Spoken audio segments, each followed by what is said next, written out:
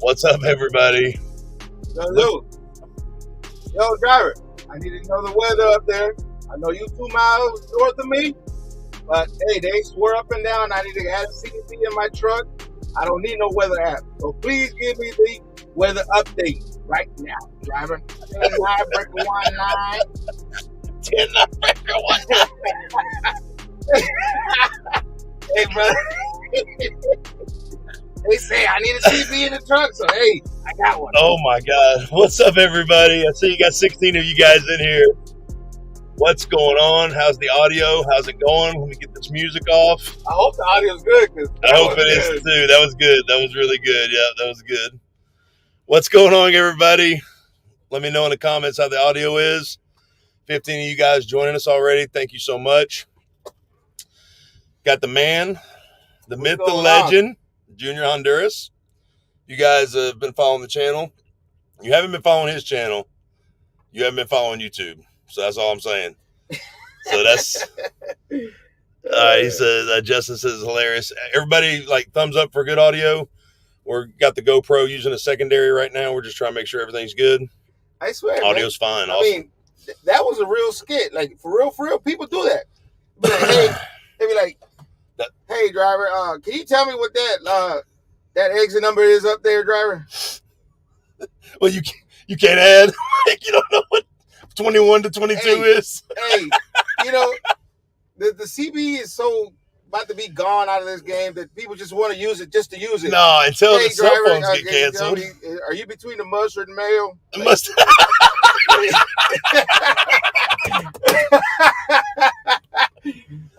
Oh, you between the mustard and the mayo. Oh, wow. Man. Oh, man. So, man, Junior, man, it's been, I've been at Prime almost seven years, and you were a big part of why me and my wife chose Prime to come here. So, you've been doing in the game a while. You're in your 12th year. Yeah, yeah. So, you own several trucks now. You've got several paid off. Mini fleet owner here at Prime Inc. Yeah. And you have a successful YouTube channel, successful mini fleet.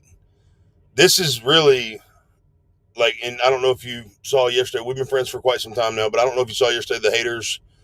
They hate us because the anus first episode. But that is kind of directed towards, like, what you stand for on your channel, what we stand for on our channel, is just to try to bring that knowledge and positivity and stories of success from not only ourselves but other drivers. So for us, it's very important to bring correct knowledge and factuality to people wanting to come into this industry. Yeah.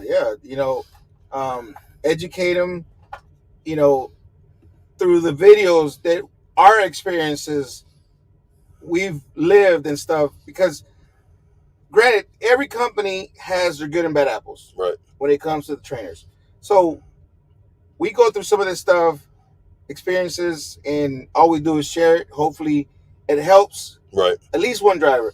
I remember when I first started doing the videos, I said, as long as I help one driver, I'm good. And I remember when I started doing the videos with Rodney, he said, man, as long as we help one driver, somebody, one person, I will feel it was worth it. Yeah, it was worth it because, you know, we did videos together showing him, you know, how to shift and all that stuff back. And he says, man, if we can help at least one driver, would be good. I feel good about it. So, and Rodney was like, is that like your first one that you started doing YouTube with? Well, he wasn't the first one, but he was the one that, you know, I did throughout the whole process from beginning to. Okay, gotcha. You know, he was that first, like, start to finish. Yeah, so he passed away, really. So, but he was the first one. And I had a few students before that, but, you know, Rodney was unique. He was good. And I think every student I've had has been pretty good, to be honest with you. I haven't never had any issues with any of my students and when I with the training and stuff. So, and, you know, as many of you know, I'm pretty up front, direct, I guess you can say. I don't know.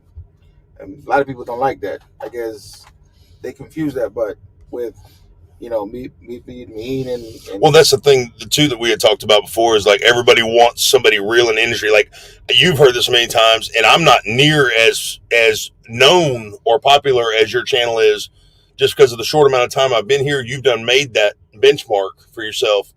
And obviously, if anybody is looking to be something in trucking or at Prime, even not at Prime, like you're obviously a testament to that. So, but everybody says they want somebody real. Like, hey, Junior, I've seen your videos. I want you to train me. Like, I want that real trainer. But then things kind of change when it gets real out on the road, and there is no home to go home to, or there's no no backup phone call. Like, you're in this, like, and that kind of changes perspectives for people that don't know about this industry. I'm not talking about the experienced driver that drove 2 years ago. I'm talking about the guy that just got here, just got his CDL. Now he's out on the road with Junior Honduras or Freight Skater. I think one of the things that I always tell people is do your homework. Be careful what videos you watch, who that you watch them from, because not everybody's going to put out good information. Right. Not everybody's going to put out real, true information as to what it's like out here on the road, day to day in, day out, sleeping in a truck, driving all sorts of hours, delivering all sorts of hours. And some people paint a picture so pretty about Prime. Right. They get over here, the picture's black and white. Right. It's not even a color picture anymore. And the expectations are like fall out. Yeah. Yes. Well, and you know, like I know a lot of times, and we've seen it more oftentimes than not. There's more of us, and I don't say us as the people we are, the real genuine people. I'm talking about there's more YouTubers now in Prime than there ever has been, and a lot of people just paying for referrals. And then once they get that referral, it's like, hey man, I don't know you, like can't help you, sorry, thanks, appreciate you. But the thing about it is, like you said, they're painting that picture to get something back from that person. When that person's like, man, I'm excited, I actually spoke to this guy, they have this expectation of like, dude, this guy's legit, like everything's right. That's why I tell everybody, don't just watch my channel, don't just watch Junior's channel, watch everybody's channel and use your head. Like fact check these guys, fact check what you're seeing, what you're reading, talk to people at Prime, talk to that recruiter, make those contacts, because you can't believe everything that you hear on the internet. And Prime is not all a bed of roses. Prime's a great company. They're not perfect though. There's things that you're not going to like, Yeah, I mean, to this day, there's a lot of things I don't like, but have I worked through that? Yes. I mean, there's life. That's just life. Right. It's not gonna be peaches and roses every day. But going back to the referral, I always tell people, I can't give out my number. I just can't. I won't. I'm not the type of person to have two cell phones either. Right. One and done. That's it. But I try to respond to the messages as much as I can. Right. There's only so much that I can do while I'm on the road. When I go home, I'm off of social media, period. Right. When it comes to home, it's home time, yeah. I forget everything. Right. When I'm on the road, I still have to drive, train, sleep, and take care of the paperwork and respond to as many messages that I can. And I'm very thankful for everybody that messages me, everybody that puts me down as a referral. I try to respond as much as I can, I swear. I even go to Instagram and go to the hidden section on Instagram. I don't know if you're aware of that. There's a folder that says hidden messages. Right. Because some of them show up as spam sometimes. Yeah. Right. So I even have to do that. And email, I have not responded to any emails. Right. It's hard for me too. Emails are really hard for me.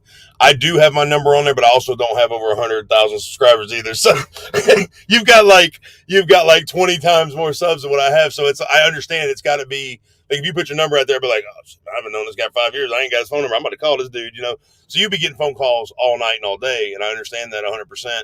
And it is tough, especially when you're in a team situation, a training situation, because your focus, number one, is safety. And your focus is making that driver the best possible operator they can be, doing your job safely. So, but like, I'm with you there, man. There's a lot of things about Prime that we don't like. That doesn't mean it's a bad company. Correct. That just means it's just like every other company. It's a situational company. Exactly. It's what's going to fit you best. It's not a perfect company. There's the only perfect company to me is the one that's perfect for you. And you got to figure that out. You know what I'm saying? You got to figure out if that's going to be, this is your place to start or end, or just get what you need out of it and go. And I think that's kind of what is good about Prime, is they kind of let you be successful here how you want to be successful. They don't drag you down. They're not going to say like, hey, you can't run reefer, or hey, you can't run flatbed, or you can't train, or you can't do this.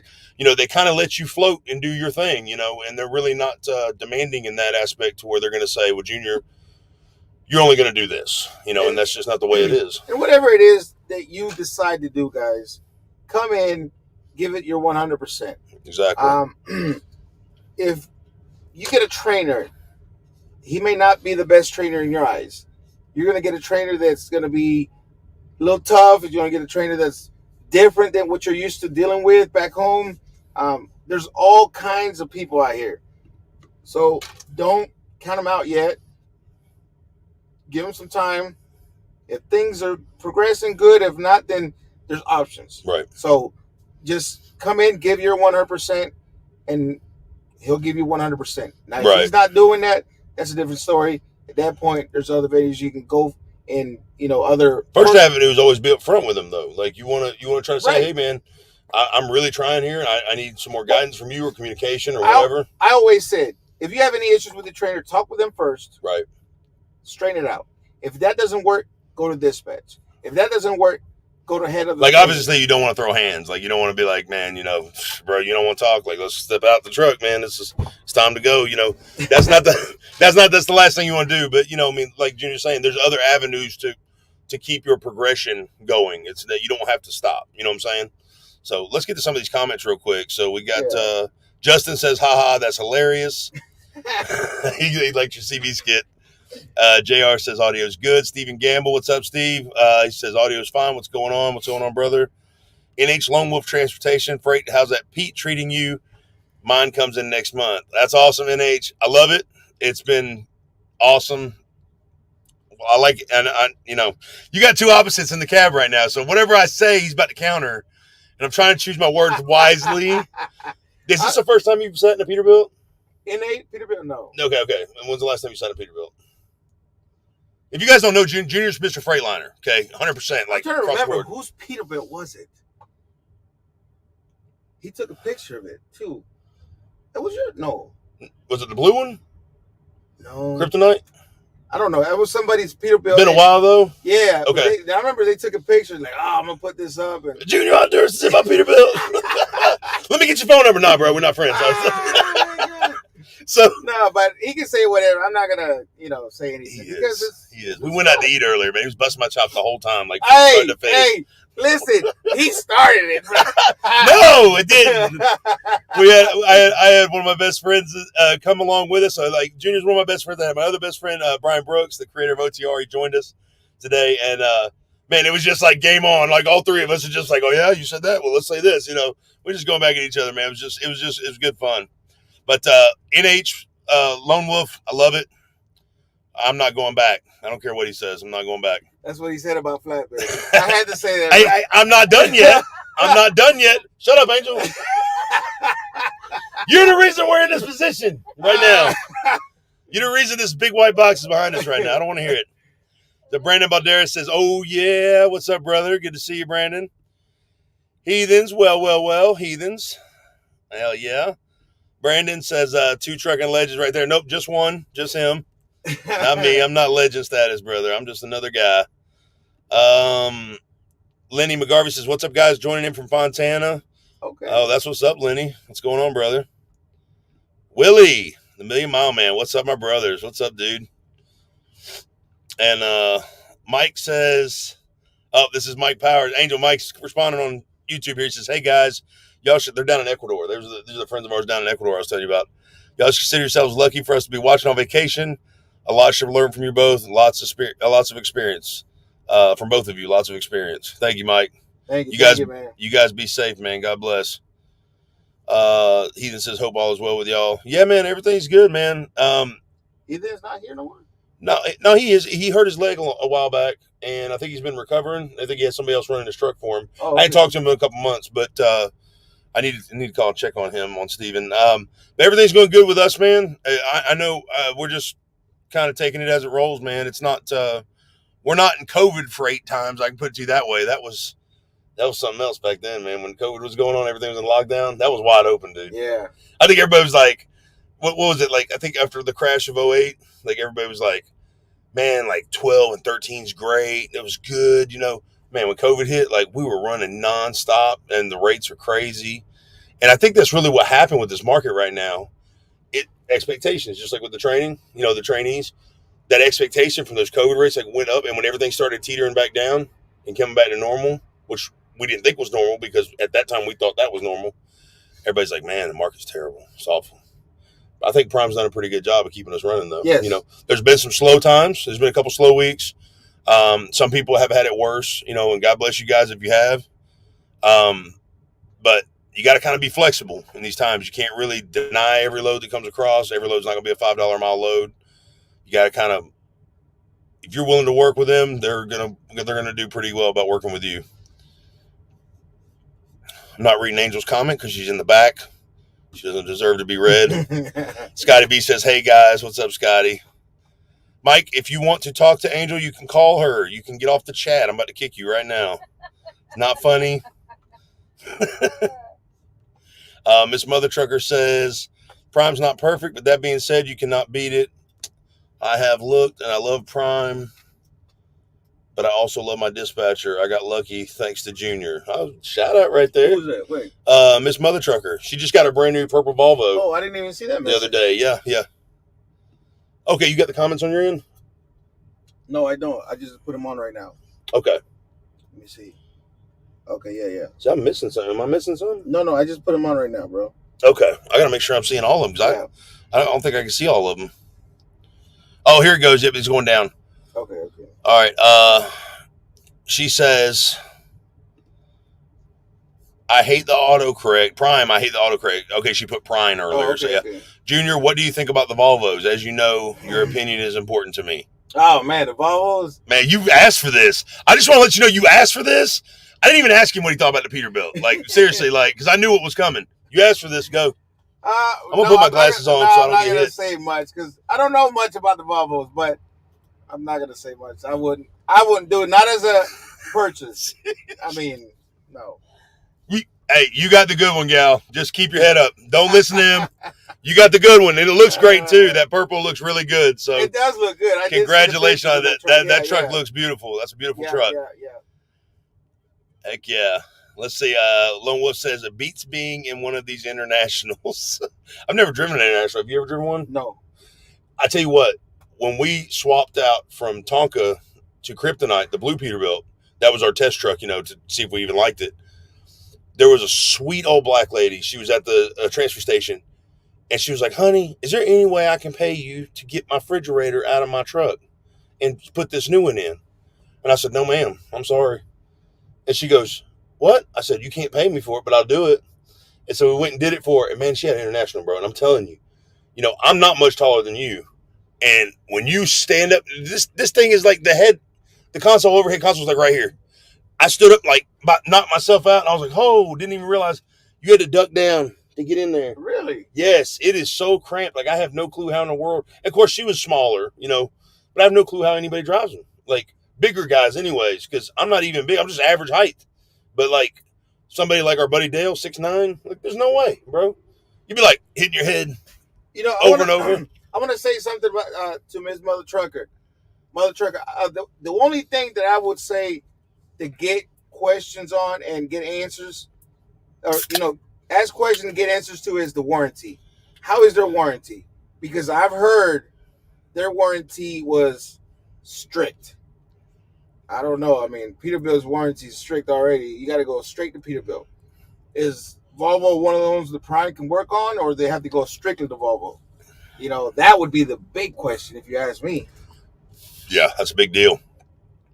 Because I know with Peterbilt, some stuff can still be done here, but not a lot, from what I'm told. And I'll tell you this, man. I haven't seen a Volvo in the shops. Not the Volvo, I'm saying with the Peterbilt. Right. But some stuff can be done here as far as warranty goes, but I don't know how much. But the Volvos, I thought they were straight dealership from what I heard. Because there were some other people that we knew had a Volvo. Josh Keaty, he was on flatbed. He had one of the first Volvos that came in, had nothing but problems. He's not here anymore. He went regional or local. I think he's doing dispatch now, but or brokerage. I can't remember. But this is all dealership stuff, and it ended up they just kept wanting to toss him around, and he's finally man, I'm done with this truck. I can't do it. So hopefully she's got a good one. Yeah, I'm praying for you. Yep. We got Chet. It says 2 of the best right here. Watching from Colonial Heights, Virginia Pilot. I'll have to catch the replay on this. Keep it up. Be safe out there, man. Yeah, stay safe, Chet. God bless you, man. Thank you, sir. Let's see. Get Junior some of that just for men. What the hell? What is that? Yeah, I love my Oh, you hair, talking about? man. Oh, okay, you talking about the color? Yeah, yeah, man. That's like trademarked, bro. He can't even touch it. He can't touch that hair. He's like got his wife's got copyrights all over that head, bro. He can't do nothing with that hair. Come on, man. So Lone Wolf says you got to take the good with the bad. That's right, man. It's you never. You can't have. Unfortunately, as much as we would like to have back to back to back to back to back awesome weeks, doesn't really fall out like that. You could be giving your 110% and still things not playing out the way you want them to. And Junior can elaborate on that as well. As good as you are. Oh, I'm sorry. I was reading one of the comments. Oh, he's got his own gig going on. No, I was reading one of the comments that Heath was talking about. But go ahead, ask me again. Well, I was just saying. He said you got to take the good with the bad, and I was just saying. Lone Wolf said you got to take the good with the bad, and I was just saying, no matter how good you are, like you could do nothing wrong all week long, and something still holds you up from having that fantastic week or that great week. Yeah, yeah. And you got to keep pushing. You got to keep pushing and strive to get the best week you can. I mean, get out there, do the best that you can, and hope for the best. I mean, the one thing that we are doing now that a lot of people are not doing is being consistent with the loads. We're constantly getting loads back to back to back. I mean, again, the freight is low right now. It's picking up. Hopefully it picks up, more. But with Prime, luckily, their freight is all contracted. So we've been pretty steady with the freight. Right. I've seen a little more time on the loads, like lately. Yeah. So I've seen a little bit more time on the loads, and I think they're kind of what they're really trying to do is being that the freight is kind of slow right now. They're kind of spacing things out to keep everybody moving, but you might not be hopping like you were, 6 months ago. So, but yeah, I've seen a little bit more time on the loads. They're doing a fantastic job, guys, keeping us rolling. I mean, I'm not even gonna lie. Me and Angel turned down 2 loads earlier here at the yard just because. And I know I contradicted myself from what I said earlier. You can't be that picky, but us being out here as long as we have, we knew that if we took these 2 loads, it's pretty much going to end our week altogether. And it's just now Saturday right now, so the odds of us being able to pick up a better load either in the morning or by Monday, worst case scenario, is pretty decent. So, but you just got to make those calls. Some of them are tough, and some of them some of them are easy. But always have a professional reason. Don't just say, "Well, that load's trash. I'm not taking that," or F you, man. I remember what you did last time, and try to send me there. So you got to be real professional with what you do. I don't know. You might be like, I mean, they know not to send Junior no junk, man. He's always hauling like $10 a mile. Yeah, right. He that says, I broke my ankle back in June, turned my truck in, couldn't find anyone to drive for 70 cents a mile. And that's the one I was reading. I was like, what? Oh, man, Steven, I did not know that, bro. I thought you had somebody rolling because I know I had posted on the channel, on the community channel, to get you a driver, man. I had no clue. Man, that's crazy, dude. God bless, bro. Hopefully you get back to running and get on back in the fleet, bro. Yeah, hopefully it gets working. I'm glad they gave your down payment back, though. That's good. Sup. So, guys, if you're on Facebook, you have to give StreamYard special permission to identify yourself when you do a comment. All it says on my end is Facebook user. So I don't know who this is, but sup. What's up, Facebook user? Thanks for joining and tuning in. He that says Volvo goes to Volvo, from what I've heard. That's exactly what I've heard. Is that pretty much what you've heard? Volvo goes Volvo. Yeah. And that's why I said I haven't seen a truck over here at Prime. Right. They worked on. Right. There's really not. There's relatively, it's low Volvos in the fleet. Like, how many do you think we have? Well, no, there's a lot of Volvos. Really? But I have not seen, if any, of the shops. When I go anything in here? Yeah. And that's why I said she needs I don't even know if they can even get a PM done here, can they? That's what I'm saying. She needs to ask that because that's very important. Yeah, call the shop too. Success Leasing. Success Leasing, and the shop could give you an idea on like, hey, what maintenance they can and can't do. If any. Yeah. And so that would be one of those things that you can actually check in on as well. Let's see. Lone Wolf, you are like in the chat tonight, brother. You're on it. He says, I feel like a clown in it. I guess he's sorry. I feel like a clown right now, man. Like, seriously. That's every day for me. I feel like a clown. I guess talking about the international. I feel like a clown. I had someone back into it. I had a Freightliner for loaner, and when I got the international back, I felt cramped. It is, man. For me, it was cramped. Junior's never been. You need to like go down to the leasing lot and like jump in one of them jokers one day, but like do a video on that. Like, bro, are you serious? Like for you guys, like in the international, like what? Like, bro, I can see your reaction. You'd be like, "Hey guys, I'm in the international. Don't get this truck. Like, getting the ketchup and mayonnaise or whatever it was you said earlier." Oh my God, what crazy. Yeah, I didn't like it either, Lil Wolf, at all. Mother Trucker says, "Hey, I had a guy comment on a video where I had made $3 a mile. He said it came out to 64.6 a mile, and he proved it to you." I had a guy comment on a video where I had made $3 a mile. He said it came out to 64 cents a mile, and he proved it to you. You know what she's talking about? Mm-hmm. I don't know. I don't know what that's about. Well, I'm glad he knows math. That's all I could say. Rich River Smokers, West Virginia. What's up, what's up? Brian says, it's been a long time. I've been knocking down the miles with this company I'm with from Dalton, Georgia. That's what's up, Brian. Heck yeah, man. Thanks for joining in, brother. Oh, here we go. Junior question. Junior Foster says, at Junior, how many trucks do you have? Man, I only got 5, man. I've only got 5. Very humble answer there. I only have 5 $250,000 rigs. Ah, man. Only 5. Had to downsize due to the market, you know. Had 5.5. Had to let that other half go. Oh, man. What kind of advice would you give anybody like in the market right now as far as being a mini fleet owner? Man, right now, if you got one, stay with one. Right. Don't expand yet. Right. I always say that if you're going to expand, buy one first, pay it off, and then get a second one. Get that first one paid off. Yes. Yeah. Okay. But don't buy 2 back to back. Like, I mean, you may have the money to buy 5. But what are you going to do with 5 trucks, 5 payments, right? No drivers. Yep. And we just saw with Steven, he was willing to pay, Heathens was willing to pay over 70 cents a mile for a driver, couldn't get one in the truck, you know.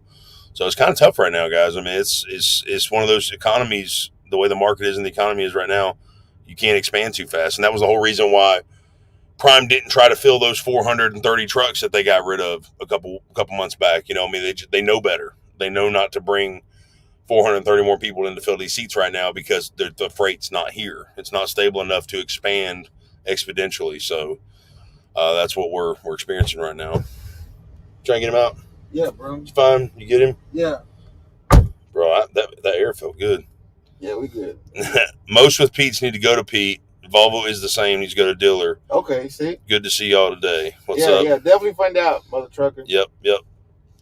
Justin Jung says, fingers crossed, but the pre-plans have been more consistent lately. They did say a couple weeks ago things seemed like they were kind of getting a little bit better. I heard some rumors about where some fleet managers were making some messages, but mine didn't. Mine didn't either. Yeah, either. So I mean, a lot of people get fleet messages that I don't even know about. Right.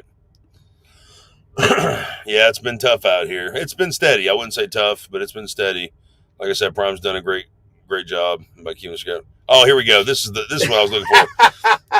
These two guys drank a lot of Prime Kool-Aid. Oh yeah, it's good too. It is really good. We got enough for you. Yeah, exactly. No, I don't. Stay over there. And then there's that awkward silence, you know. No, seriously, man, this is my freight. Stay over there. No, man, the Kool-Aid's good, man. You know, you don't bite the hand that feeds you, bro. I mean, Prime's doing a good job. It's not perfect, you know, but in this market right now, with what's working, I wouldn't dare try to change it or jump out.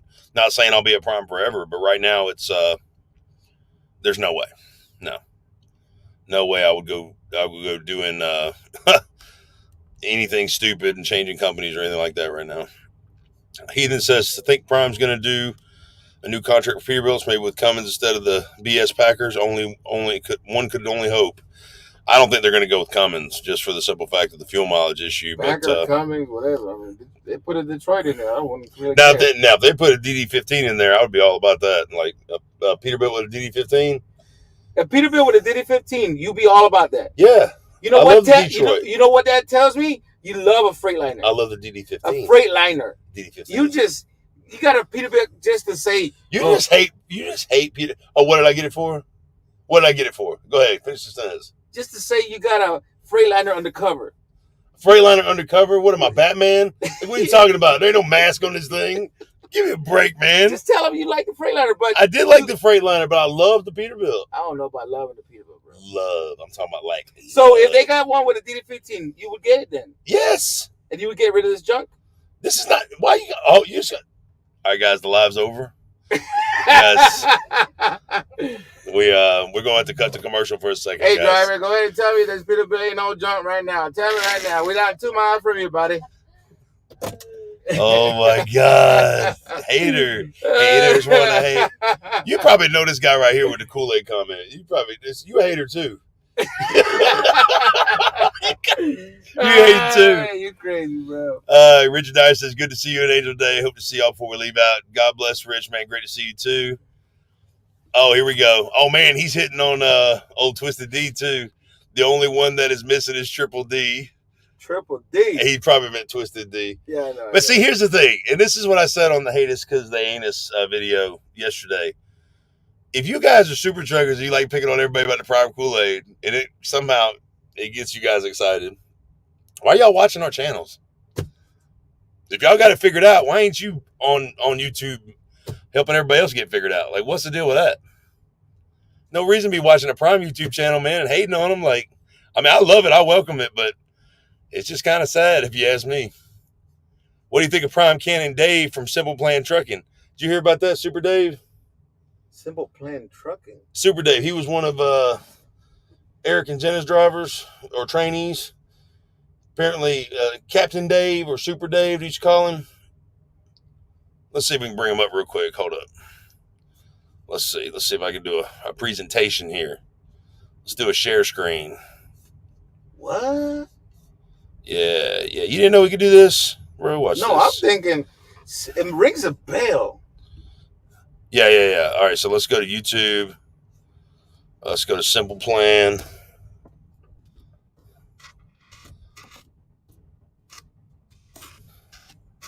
There it is. All right. What? Wait, this is Simple Plan Homestead. Is it Simple Plan Homestead? That's him. That's Cy. This the guy? Oh, this is the guy right here. Yeah, you know who it is now? Yeah, what happened with him? So, come to find out. All right, hold on. I'm at the mute. What? I ain't gonna copyright. Man, it's just whatever. Oh my God. All right, so this guy right here. So apparently, Simple Dave had too many, I guess, at-fault accidents, non-preventables. Got an Ace lease truck. Put the down payment down. Ordered it, the extras and all, bro. From what I'm told now, guys, I don't know. I wasn't there. I haven't talked to this man. I'm telling you what I heard, okay? So just don't. I'm not spreading rumors because I have nothing against this man at all. I have nothing against any of y'all, okay? This cat's in the inspection bay with his truck, brand new Ace lease truck. They come and say, "Hey, Dave, you have to come inside. We're going to talk to you, man, for a second." Canned him right there.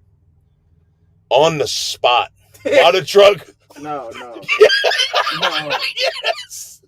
What? You for real? I swear, canned him on the spot while he's in the inspection bay. And it's like, "Hey, man, you're a lot too big of a liability. Come back in 6 months." I swear to God, that's what I was told.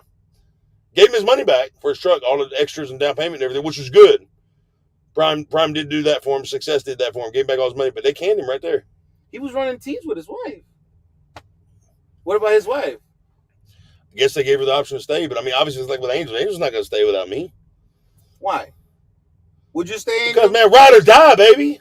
Angel, would you stay if he got canned?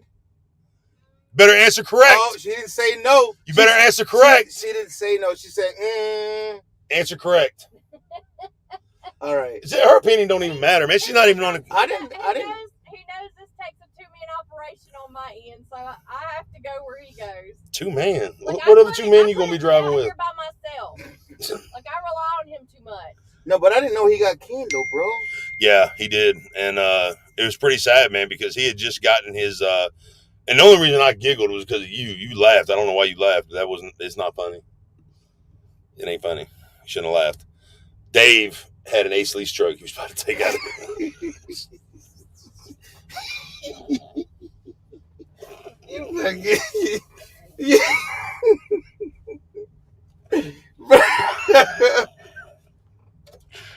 Breaker 19, we can't be doing this right now. Where you at 2 miles from here? We gotta go to commercial for a second, y'all. Just give me a second. That's sad though. Tom did that because you got that shit.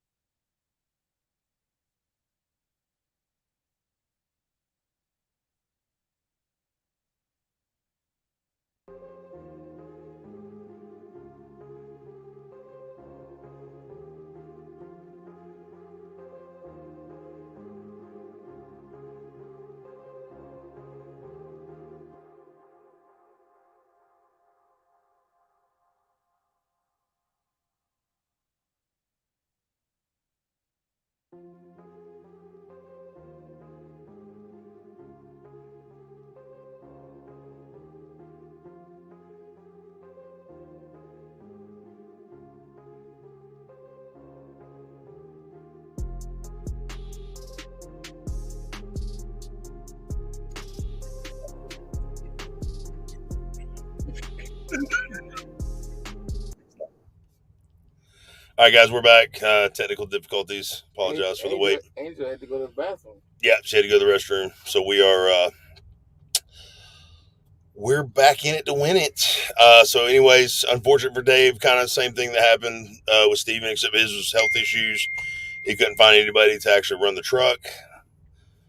Guys, this is man, it is sad. It really is.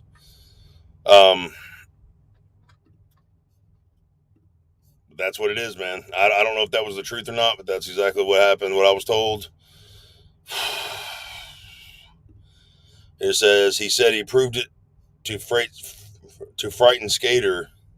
Also, when Frank Skater said he made lots of miles on a loud.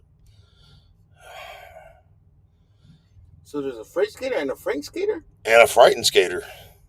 Or somebody else named Skater that's getting frightened. Frank Skater? Troublemaker Junior Honduras, Junior himself. Who is that? Gold Phoenix. Man, what's up, man? What's good with y'all? Oh, man, what's up? Yeah. Hey, he's out there doing the training, man.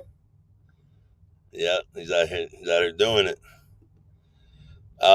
Freight Skater, I hate autocorrect. I don't remember anybody proving to me that you only made 64 cents a mile off a $3 a mile load. I don't know nothing about that. Jose Sanchez. Jose, what's up, guys? We got to do another hot chicken wing challenge, bro. Was he ready to lose again? Bro, that dude was in tears. Yeah, bro. What was it? So he only ate. Where's Jose from? Puerto Rico. He's from Puerto Rico. Shamar was from Jamaica. He said he was from Jamaica. He shouldn't act like it, did he? He didn't know nothing about no jerk chicken, did he? Who was the other guy? There was one other one. Who else was it? No, it was just. No, it was it? Because I thought I was. There was somebody else, but it was a couple. Oh, it was the black dude. So you had a black dude, a Puerto Rican, and a Jamaican. Y'all got beat by a white guy in a hot wings challenge. Come on, man. And Jose, he was in tears. He was. He was like, Junior, I should have never let you brought me here. He wasn't like that. I think he was like that. Was he? Oh man. Oh my God. What he said? Relationship with your fleet manager is more important than ever, if not multiple, if you can swing it. Multiple fleet managers? Where is the other Kool-Aid drinker driver lineup? This guy's he's just panning for attention. I cannot deal with these internet trolls. The bigger my channel gets, the worse it gets. That's you ain't gonna have haters if you're doing something wrong. If you're doing something right, you always gonna have haters. That's Junior. I caught some people saying some foul stuff. I posted one of his trucks he was trying to get a driver for on my channel, and they was coming on my channel talking trash about him. And I was like, what in the world? Like, why? Like, everybody loves to hate. Everybody loves they like that attention. They like little children. They gotta have that attention. That's the problem. Do you guys think Prime will go trailer rental leasing? No. I hope not. Now, that would be a good thing and a bad thing to an extent. Number one, you would always know the history of the trailer. You would have your own trailer and all that stuff, unless they just did like leasing payments to haul any trailer all week long. But if you had a dedicated trailer, but you'd always be live loaded. You would never have a drop and hook. I think they're too deep in their own trailers to even do that, because at that point they would have to offer more money. Right. Because you'd be taking more money. They'd be like them just saying like, hey, we're gonna knock you down to 70% just because. You just can't. That wouldn't be right. I don't think they would ever do that. Well, no. They would probably give you 75%, but you still have the expenses of the trailer, like $300 a week or something like that, or whatever. Plus the expenses of the trailer, the repairs, and all that stuff. But that's what it does. I mean, I hate to say, man, trailer accountability should be a thing here. Like, they should. You go dropping a trailer messed up, like, and you didn't document it before you dropped it and leave out to RA, like, some phone calls need to be made, man. It shouldn't be on just that other guy, man, to pick it up and fix it. That's just me, though. Junior might like that, but I don't like that. MacGyver Brian says, yo, I know that guy. What's up, buddy? Went out to eat with old MacGyver today. MacGyver? Yep. Okay. Yep. Oh, that's what's up, man. Yeah. He said he don't watch your channel no more, though, so you probably ain't going to see him. He says, Ryan with Kev says, nobody likes Freightliners. Ooh. Ask him where he's at. Right, Ryan with Kev. Where you at, man? Post it up. What's up? What's your 20? Calling all Kevs. What's your 20? Roll out. Yeah, what he said. Roll out with the mayo and the ketchup. You know what you said earlier? Hey, yeah, right with Kev. I think he was here when he was here at Prime. He's no longer at Prime, but he did have a Peterbilt here, I believe. Right. I can't remember. But without you guys, we don't eat. It's all good. God bless you guys. I appreciate Tractor Driver. It takes all of us, man. It doesn't matter what you're hauling. It takes everybody, man. He just says, agree with Kev on the Freightliner. Damn heathens. But I hate the Freightliners, bro. Dustin says, I've not had a single problem with any Packer engine. It's always been DEF related. All right, here it is. Robin Kev says, dude was in inspection papers, lease purchase, and they canned him.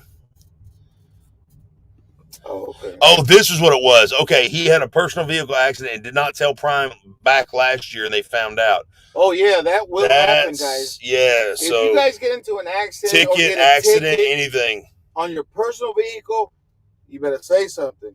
Because if they find out... If they give you a ticket on a golf cart being on a public road, like, seriously, like anything that could be a traffic violation, she's trying to get a picture. You better move your thing right there. Hold on, let me get this close. Just let all this open, man. We had the whole stage set up. Well, let me raise my seat up, man. Angel's out front here. She's trying to get a picture. Wrong way. She's like a little kid. All right, she got it.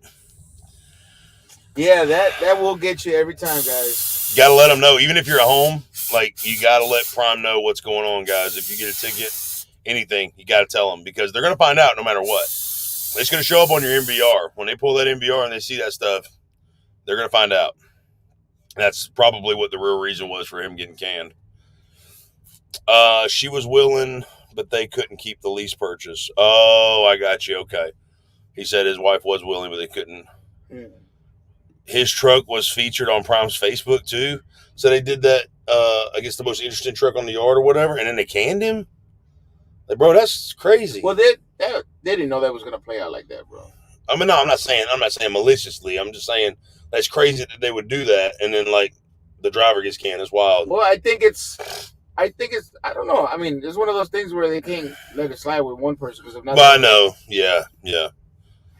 Agati the Great says, "What's up, mother truckers? I've been out of the truck since 2015, but I've recently been thinking about coming back. However, I do not currently have a CDL anymore. Do you think, this is a good question, do you think now is a good time as any to return, or do you think Prime Inc. should be the company to come back into the trade with?" Both. Both? Yeah. Yeah. I mean, right now would be a good time to come back in. Because if it's been over a year, you're going to have to do training again, I think. Right, or at least some kind of miles. Right. Yeah. Well, he doesn't have a CDL at all, so he's got to re-get a CDL and everything. Then yeah, right now because of the winter training, get that done, and then when you're done with the winter, with your training, hopefully winter will be done by then. Right. You know what I mean? Yeah. You start your because everything's going to slow down a little bit with the holidays and stuff. Right. It's not going to be like bam, bam, bam like it is in the summertime or whatever. Yeah. Hey, will you ask Will if I can have his com data card? And we'll go back in. I thought you had it, baby, when you went inside. She wants you to contact the car. She's gonna go eat. I thought she. Did you have it when you went to the restroom? I don't know. I think I changed shirts since then. Ask him if he'll give me mine. Let me see if mine.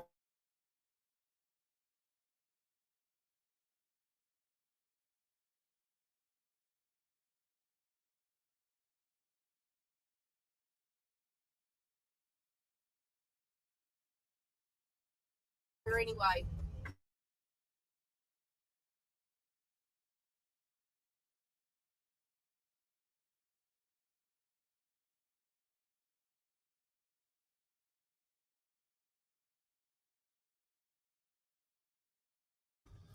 Sorry, guys. Had some.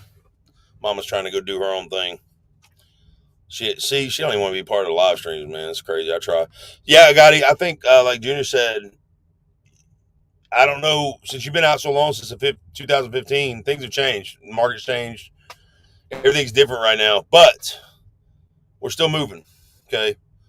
And like Junior said, with the winter driving experience and all that stuff, getting you back, adjusted everything. Well, he may not even need it, but right now being the slow time of the year, come in, get the guaranteed, training pay or whatever, because you're gonna most likely will get. Yeah, yeah. Which that's still what, $900 a week guarantee. Yeah. And so yeah, I mean, there's no point putting it off, hoping for things to get better, because when are you truly going to feel like they're better? Like, you know what I'm saying? Like, or if you got, go ahead. Go ahead. Or if you got other plans for the holidays, then don't come in yet until after that. Right. So, and I tell you this, there's two things to think about too, guys, when you guys are applying to Prime. Always try to apply the first part of the month. And this comes from recruiting. They'll tell you, first part of the month is when they get their new criteria for the month. So last month they might have only wanted 10 drivers per recruiter. This month they may only want 4. So always do that. And guys, if you guys can get somebody to use as a referral, doesn't have to be me or Junior, but somebody. No, you can use me. That would keep you. Okay, use Juniors. Okay, doesn't matter either way to me. But this will put you towards the top of that recruiter's list, because what they do is they know that you've been talking to somebody here at Prime. They know how that interest is in you. Like, you've been doing your research, you've been searching it out. So yeah, what's your driver code? Maturo, Maturo. Let me go see this right here. Maturo. This is what kind of dude I am right here. Check this out. How do I edit this?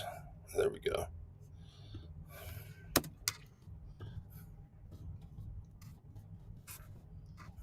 Go give it to me. Maturo.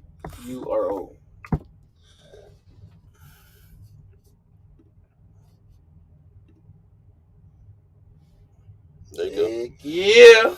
Look at that. All right, I hope y'all wrote that down, because it's not going back up on the screen for the rest of the stream.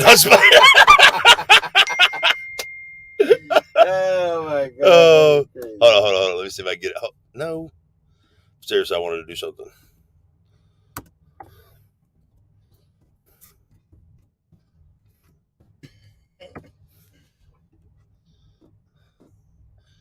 Driver code thing is not a big deal for me. I'm not in it for referrals. Like, it's nice. It's nice when you get them, but it's not that big of a deal to me. All right, let's see. So yeah, man, I hope that helps, man. I hope that kind of insight helps. Like, really, when is it going to get better? Like you said, when nobody knows, it's all up in the air. It always is. But the market's like roller coaster. It's up and down, up and down. It changes every day. The industry changes every day. So I would say don't put it off. And because what's going to happen is at the first of the year, towards the first of the year, you're going to be upgrading. And when you're upgrading, that's when the freight starts picking up. Towards that, at the end of that first month, start of that second month, things start to get a little bit better from the holidays. And it just starts taking off from there, you know. So I think you're in a good spot right now to come in. Winter would probably be, like Junior says, probably the best time to come in. Medulla Oblongata says, where's No Hippie? Did he get fired? Haven't seen him drinking the Kool-Aid in a while. Yeah, you heard anything from No Hippie? No. Huh.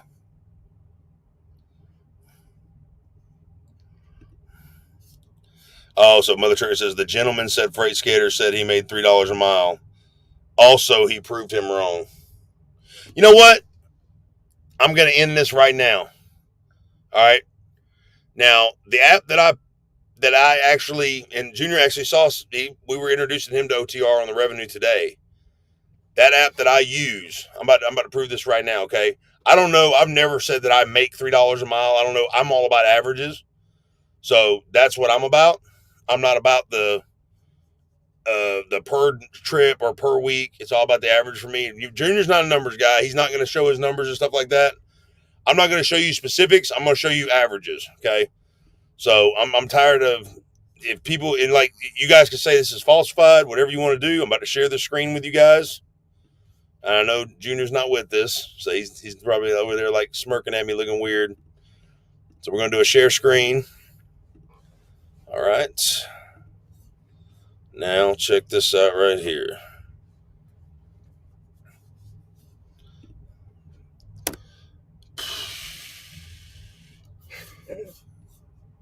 Let's see here.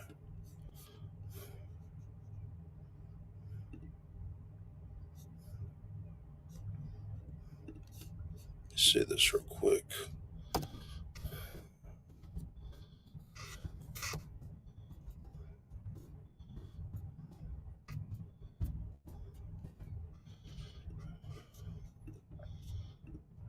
You want to guys want to know how bad 2020, what is it, 2023? 2023 has been. I'm about to show you how bad 2023 has been for Team Reefer right now. So you see on the screen right here, if you guys can see everything, this is OTR on the revenue. This is our site that we use for our numbers and stuff like that. This is what Brian Brooks, MacGyver, has created. This is a all-in-one revenue management app, revenue and profit and loss app. So what we're going to do here is we're going to go to charts. We're going to go from, when did I pick this truck up? It was like 18 weeks ago. So 1, 2, 3, 4, 5, 6, 7, 8, 9, 10, 11, 12, 13, 14, 15, 16. I want to say, let's do from there, 30th, no, 28th through right now, the 14th. So that's 6/28, 2023, 10/14, 2023. All right, let's see what we got. Total revenue per mile, 273. Loaded revenue per mile, 271. Revenue per mile overall, 228. So, oh no, this is line haul only. I apologize. Line haul only, 228. Loaded revenue per mile, loaded miles only, 271. Total all in, 273. So there it is in black and white, folks. So I don't know. I don't know if he has access to my account, and maybe he forgot to go fudge the numbers up. But there you go. That's for us since July for 2023. That's overall. Facebook user says get to work. I think he's talking to you. Ooh. He just says Facebook user says get to work. He's talking to me. He's talking to you. Dustin says, where y'all at? We're at the terminal, Prime 1, Springfield, Missouri. The black hole. The black hole, is that what they call it? I'm never here. He's always here, man. He just hangs out. Yeah, right. You know? We're over here in front of the old tire bay next to the Millennium Building. So if you're, Dustin, if you're over here at the terminal right now. Gold Phoenix Peterbilt is the... So you boys turning on you. Gold Phoenix says Peterbilt is the civilized option. Those primitives, they like the Freightliner. That's what it is. Once if we could ever introduce them to luxury, they would probably be on board. But they're too stuck in their ways. Ryan McKess said just outside St. Louis. Now your cab works. Cab works. Oh, CB. Look, Kev, I'm telling you, you saw Angel. Angel was driving. That was not me. She keeps it turned down. Like right now, when we were messing around with the CB, it's not on right now because the truck's not on. But I swear, man, I keep my radio on. You guys see me rolling, hit me up. You got a radio. You can try to hit Junior up, but you better off hollering out the window. He don't listen. He ain't got no radio. Nobody got time for no CB, man. People use the CB. They do, man. Just because you're 75 years old, ain't nobody using the CB for you that you use the CB. I'm telling you, man, you need to get with the times.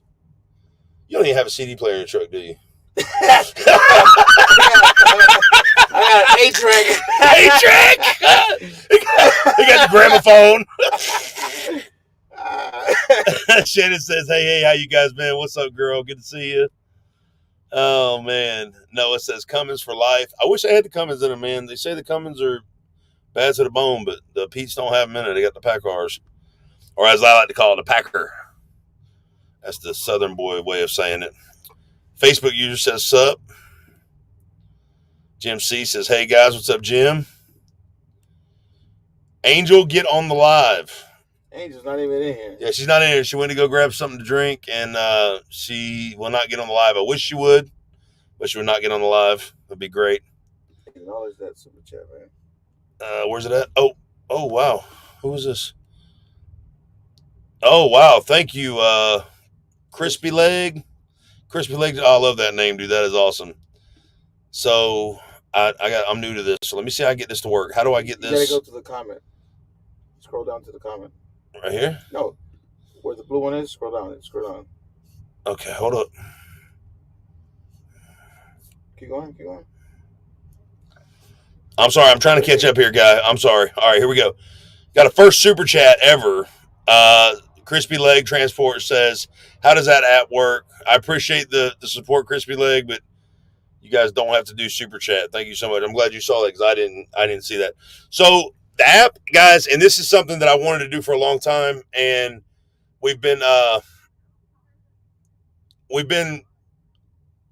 a few videos here and there.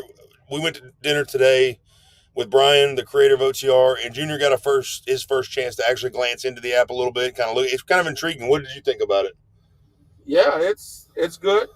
Like I told Brian, right?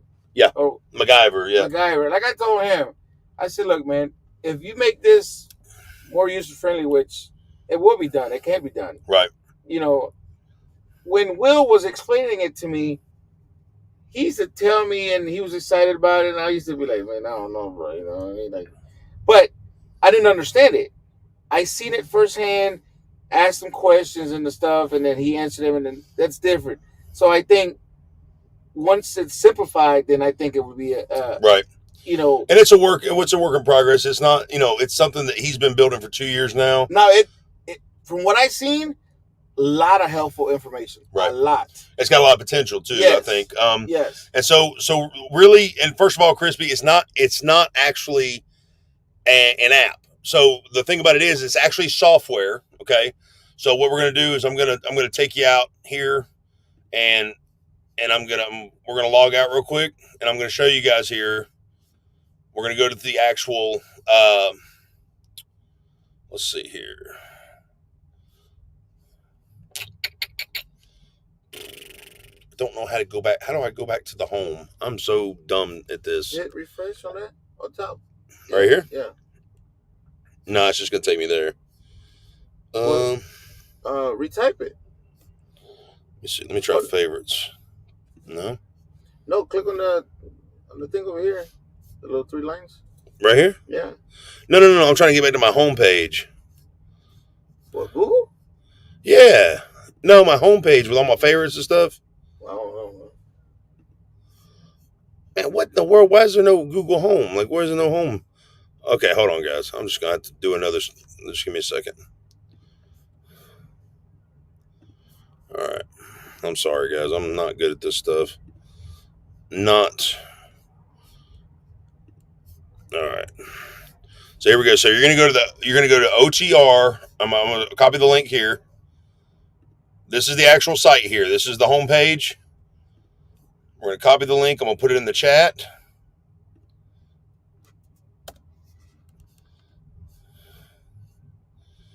There you go. So you're gonna go to that there on the revenue.com. It gives you all of the information about the app here. Tells you what's in the software, what it can do, and this is constantly being updated, guys. And you hit here, click here on OTR on the revenue, and it will allow you to create an account. We laugh about Dustin. Oh, Dustin said nothing like watching two old guys trying to figure out how to work it. Hey man, you better show some respect. I'm gonna read some of the comments. Go ahead. That I see on my end. Let me see. But this is where you can sign up here, Crispy. I don't even know. And it'll just guide you through there, and we'll go through some stuff here in just a second. Junior's going to read some comments. Well, I don't know where he left off, so. Well, let's see. Where were we at? There's so many. There's got so much stuff going in. Let's see.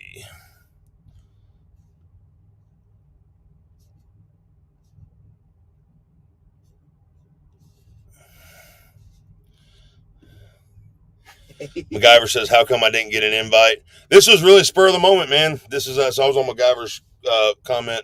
Yeah. And then Crispy did a comment right after that. Let me see. How come I didn't get invited? MacGyver says, Crispy Leg, you guys are legends. What tips would you give for training? As a trainer or trainee? Trainer. Crispy Leg, are you a trainer? I mean, are you going to be training, or you stay on his comment? I'll go to the bottom and see if he answers.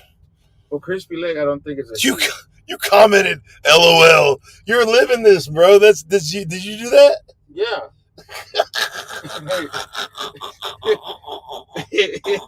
Bro, that's like that's the biggest ego flex I've ever seen. You commented on it. You're right here. Are you? Well, you're talking. I don't. Did you subscribe to yourself? I don't want to talk over you, man. You're over there showing the guys the OTR software. So. What is that? He asked a question. No, he said Ethan said something. Okay. That's what I was laughing at. Oh, okay. Bro, you're crazy, man. I almost subscribed to myself. Noah Sutton says, serious question. I'm currently in a 22 Kenworth with an X15 here at Prime. My lease is up in 9 months. My next truck is a lease purchase no matter what. I want a manual truck, but I'm not sure if I want a pack car. I don't know, man. Definitely don't get a manual. I will say get an automatic. It'll be 100% way better. I used to think different, man. And you had oh, here comes this nerd. I've had excellent reliability with Cummins. Should I give it up and get a new truck with the manual, or keep my Cummins and swap it later? What's up, nerd? What's up? You coming in? Yeah. All right, hold on. Let me get out real quick. This is Brian. What? You get what? You got a seat? I don't know. What you mean? I don't think so. No, I gotta get I don't have a chair. I don't have a bucket or anything. Well, I don't have I really would like to take this outside. You guys just want to take it outside for a second? Yeah, sure. We got this. Here, Brian, you want to be? We'll stick this to the hood. Hold on, guys. We're gonna reposition real quick. It's cold out here. It's not cold out here. You were hot earlier when we were in the truck. Oh. Hey, Brian, can you grab this? You don't mind real quick? There you go. You started talking your language with OTR. You showed up. Look at you.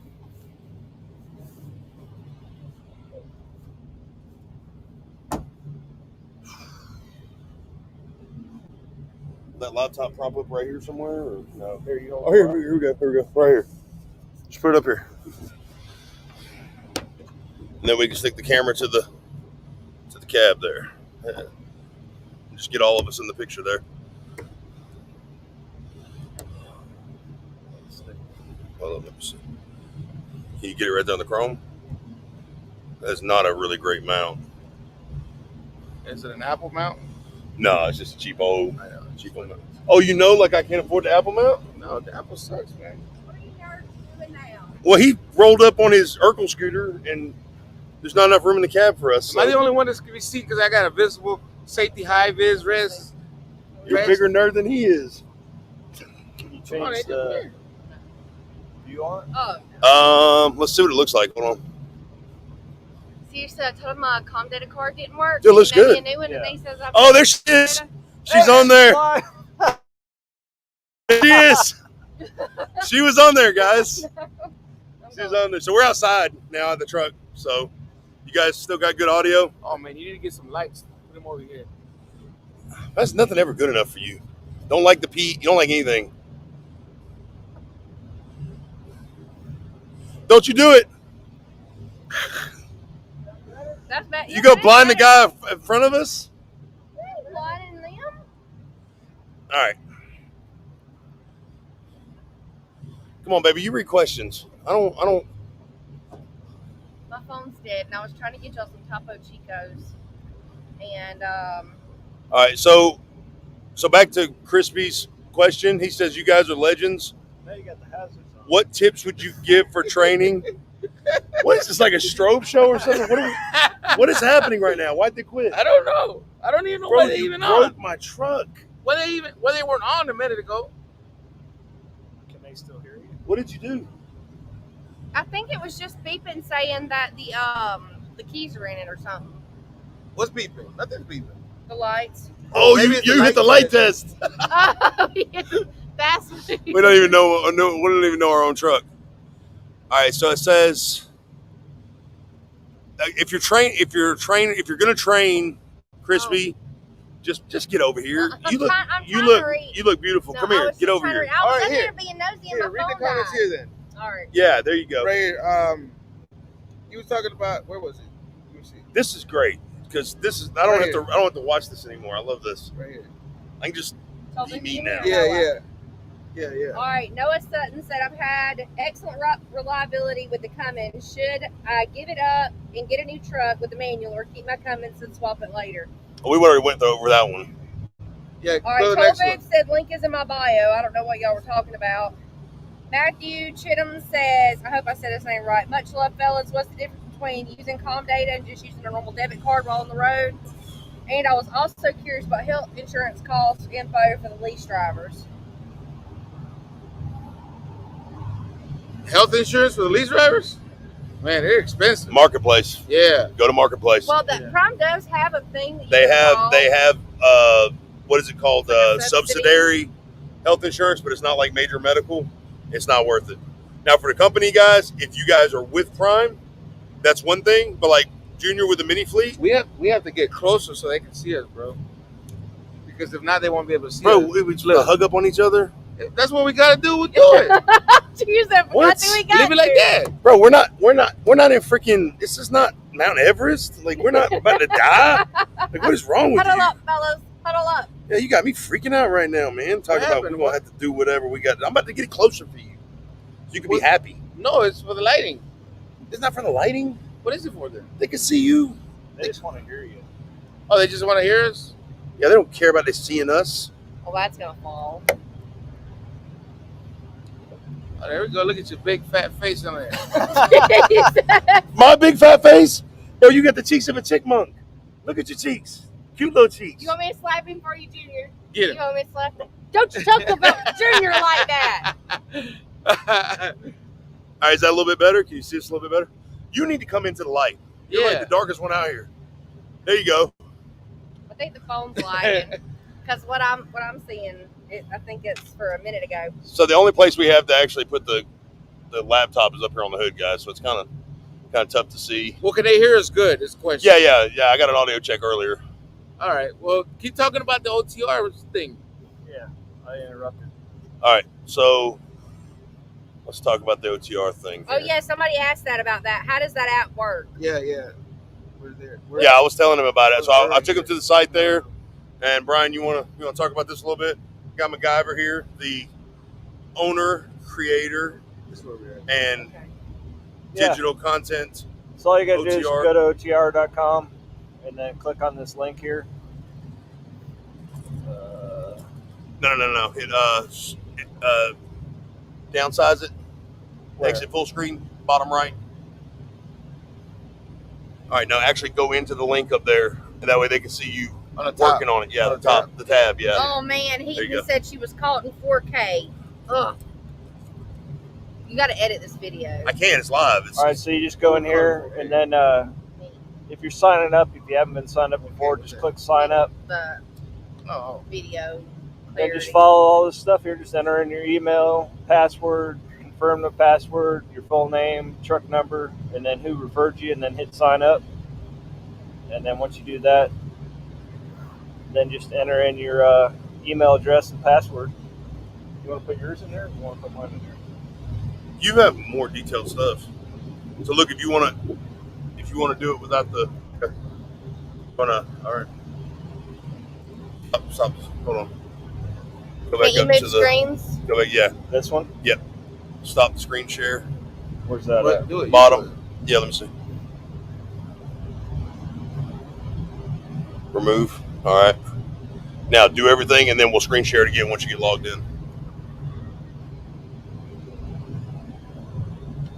You know where we need to take this for real? For real? You want to go in the cafeteria? Yeah. You're hungry, aren't you? No. Oh, okay. Where do you want to go to the cafeteria? Why do you have to be hungry? That was rude. Yeah. He said I had disrespectful. You know I'm your husband, right? I do not care. We do not talk he called me like fathead. that. He said fathead. Do you have a skinny head? Listen, sometimes things aren't nice to say to people. You don't have to be that up front. Who started it? Okay? You. Oh, really? Well, since you're going to be so rude and introduce me to your No, friend. listen. Hey, I'm Junior, the other friend. Listen. Let's take it to the cafeteria better, man. Bro, we already outside. I don't need to go to the cafeteria. We can take it here. We should go inside. Oh, okay. We're going to go. Okay, cafeteria. I'm with Junior. Yeah, Brian, you want to go inside too? Well, we're going to have to get a block charger. So I guess you're going to be out here by yourself doing your own YouTube. Seriously, can you grab another white cord and a block charger for me? My phone's dead anyway. All right, guys, we're gonna go inside. So. Yeah, we're gonna go in. Listen, I'm talking on my phone. This is like the worst live ever. We're about to go inside. Better lighting because he doesn't have any lighting out here, so we can. Cold. This is not my parking lot. Yeah, but it's your truck, so we could be like this. Look. All right. We can put a phone holder on there. If We probably just lost everybody. Got to the top left. Oh, let me see. I tell you. No. You got 47. What is it? 38 people. You guys willing to hang on while we go inside? I'm sure We're gonna stay live. I mean, it's not like we're gonna not be live, but I might have to reconnect to the internet once we get inside. But other than that, why are you connected to? Because I'm connected to my Wi-Fi. It won't interrupt it, will it? Probably will for half a second until I get to the Prime. Kicked everybody off. Let me see if I can get to the Prime stuff right now. Let me see. Nah, they'll be there. If you guys get an interruption, you'll be right back. We'll be right back. Hold on. No, see, it's not gonna let me right now. I got to get in the building. You might have to reset your computer. Holy cow, there's a lot of Wi-Fi networks here. Oh, there it is right there.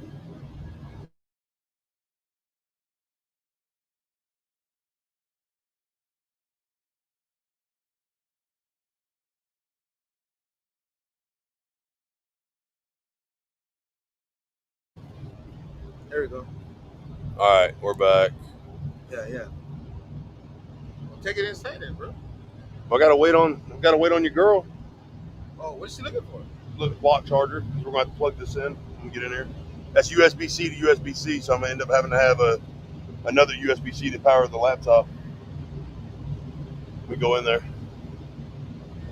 so we can find.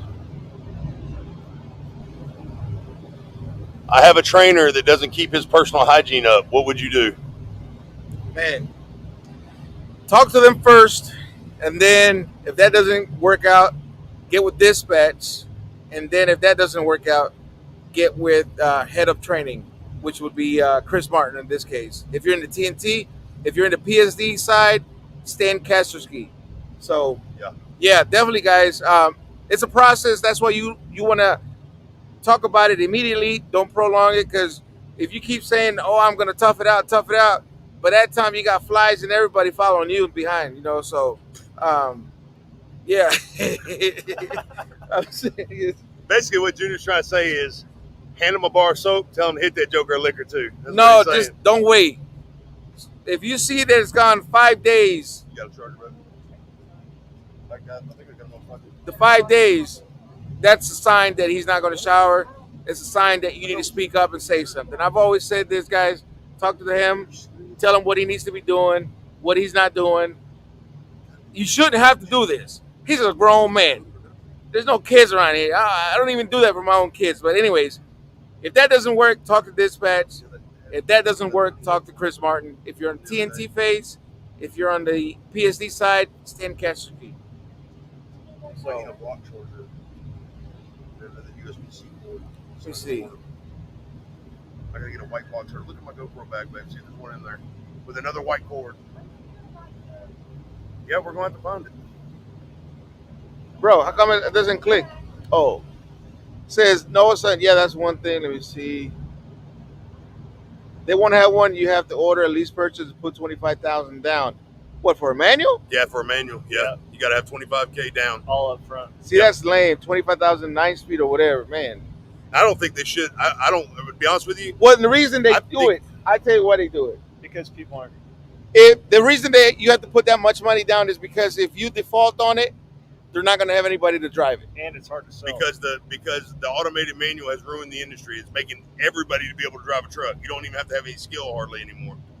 It's not extra just to have to put the max down payment, which is 25,000. Should give an option of between 10 and 13. I didn't even know that. 25 better than 40% down at a dealership. Just saying. Yeah. Worth it to me to get away from the auto. I don't mind the Freeliner auto as much. Okay, well, the auto. One of the good things about the automatic guys is the fuel efficiency. Oh my God, I don't know about you guys, but the fuel MPG weekly, you save a lot of fuel. Can I join when y'all come in the cafe? I'm right here now, here to upgrade. Austin Barber, you know him? Yeah, he's on. Let's do it. Come on, man. We're gonna be in the cafeteria, Austin. Come be a part of it, bro. Should I keep my OD? What's that? Equipment for prime flatbed? OD equipment. Overdrive? Oversized? Overdimension. Overdimension? No. No, you'll never use it. No. They have a small overdimensional like side of the company drivers, but it's like tiny. I got offered one load in 5 years. Yeah. I still take it even if it's 10% fuel hit. Oh man. I still want my 18 speed 379 kitty cat. Yeah, he don't even know what he wants. No. Yeah. Again, the MPG is false. Oh yeah, it's false? Okay. I'll tell you what. I'll let you believe that one. Man. I'm sorry, Timothy. What's that?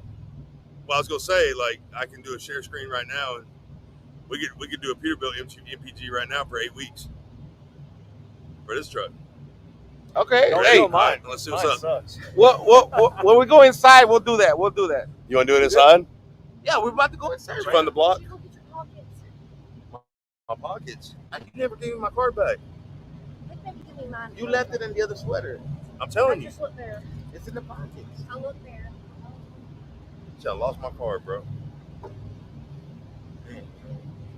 I don't know, man. Let me see. All right, you want me to do that real quick? Do the MPG real Well, quick? yeah, do it. It says, "What's up, Junior? What's up, reefer driver?" Socks or chains? Socks. Socks. Because you're not going to use them. Save the weight. No chains. I'm sorry, guys. We skipped a lot of comments, but There's a lot happening. yes. All right, give me 2 seconds. I'll do a screen share with you real quick.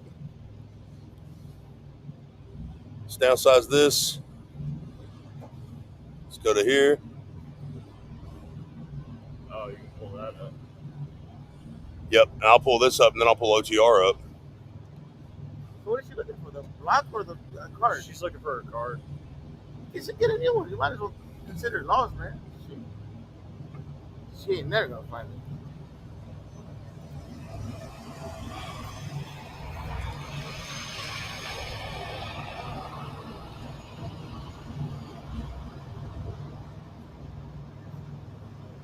Whoa.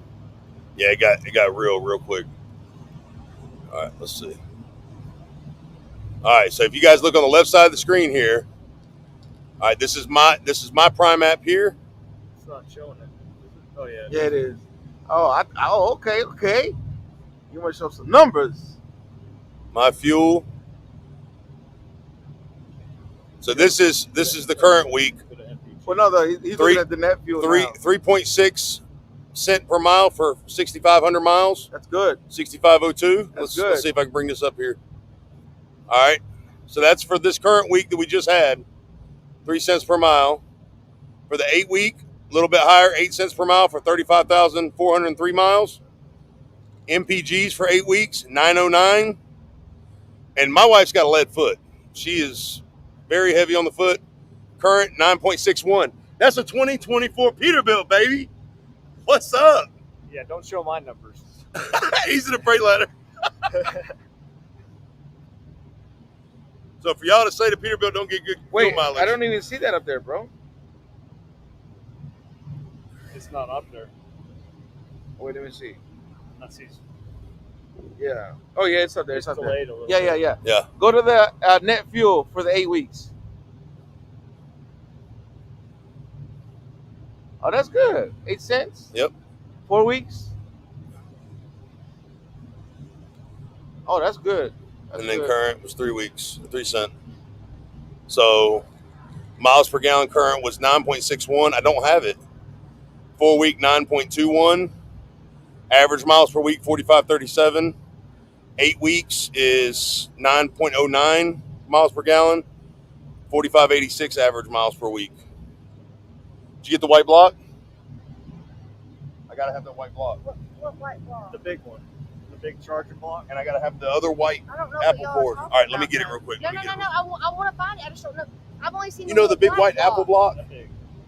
The big Oh, white for apple? like Yeah. a iPad? I mean, That laptop. And then I need the other white cord. There's 2 white cords. Look at my bag. I did. That little black bag? Yeah. There's no white cords at all. All right, then it's got to be up in the electric bag. I got to have it or this laptop's going to die. How much battery does it have? I mean, it might have enough. Let me see. Hold on, babe.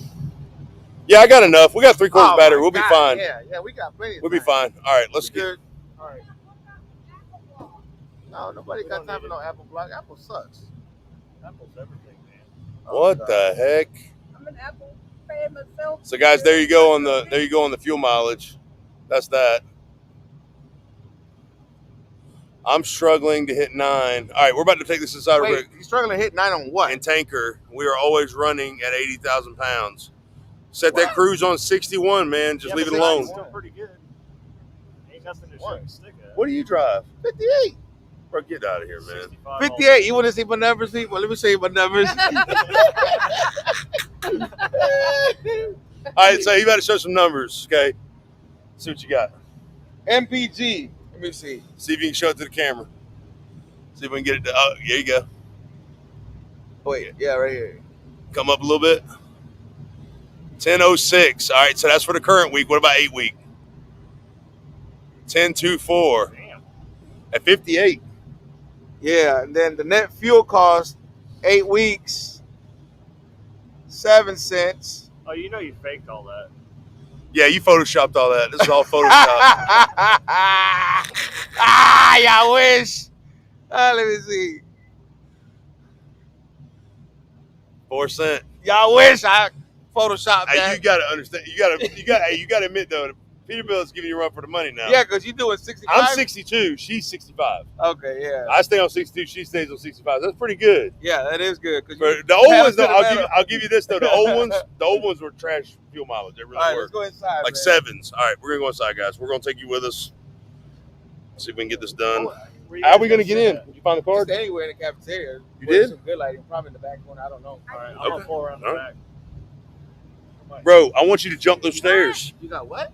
Brian's What leaving? if I drive my scooter around the back? Why don't you just drive it in? Oh shit! Why don't you just drive it in, bro? They let dogs Stick it in. in the truck. Hey, just stick it in the Wait. truck, Brian. In the No, I'll drive it around the back. If they let dogs in, why wouldn't they let the scooter in? You gotta bring it out this bring it way. out here, bro. You have to Bring it drive out this way so we can see you. drive it off, Brian. Come on, man. He's got a little light. Come on, man. Come out this Hey. way. Kick it. This Come way, on. Come on.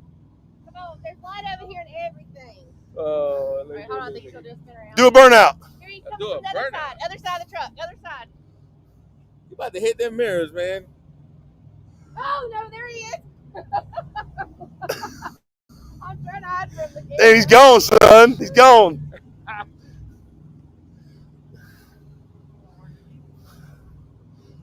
Why should straight be asleep right now? You have to drive tomorrow? That's our setup. That's what we're looking at you guys at. Look at that. That's crazy looking. Wow, that's wild. Huh? Training going on. Oh yeah. Dog didn't want to jump in. With a dog? Oh yeah, dog training.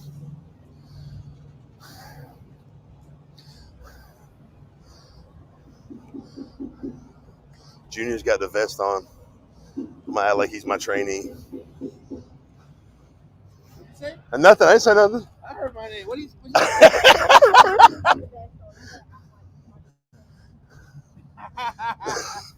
Yeah. Make him go get my dinner. Make him go get my dinner.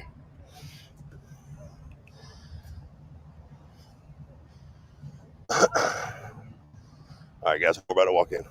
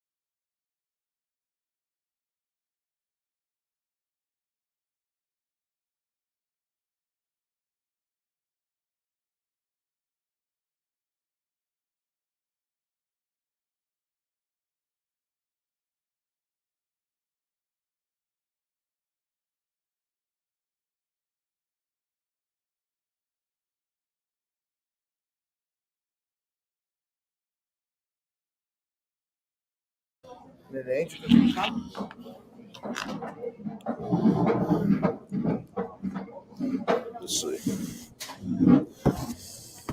Oh, yeah.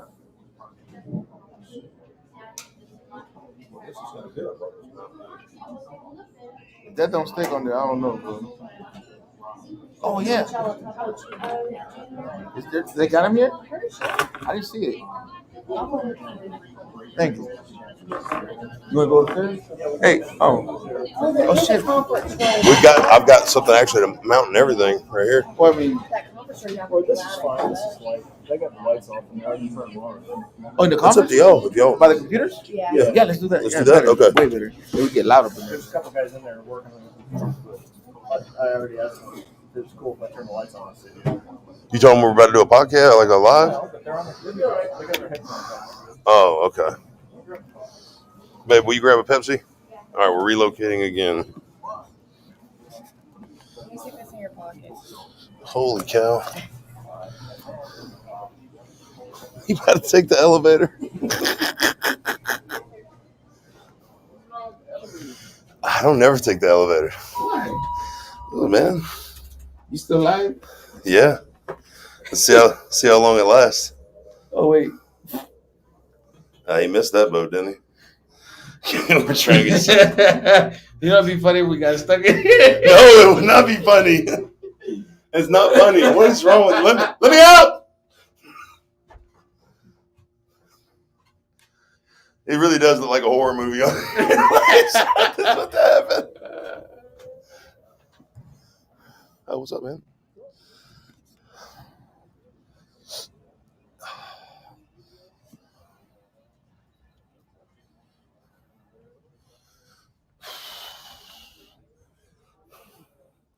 Bro, these guys are going to be pissed at us.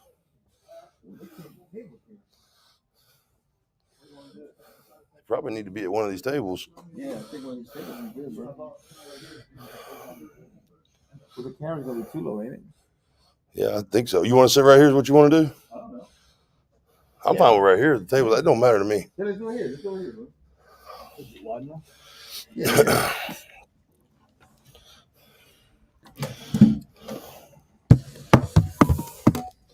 So I think we just kind of set up. Man, this dude got coffee and everything. He's getting ready to stay up. Yeah, I need this to be like aiming at all of us, Junior. I think these guys are going to be pissed at us. Asked him if it was all right.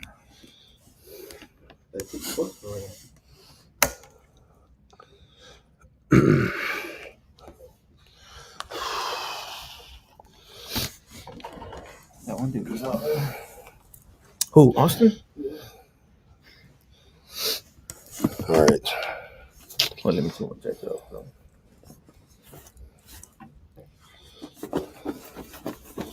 All right, we got some new comments here.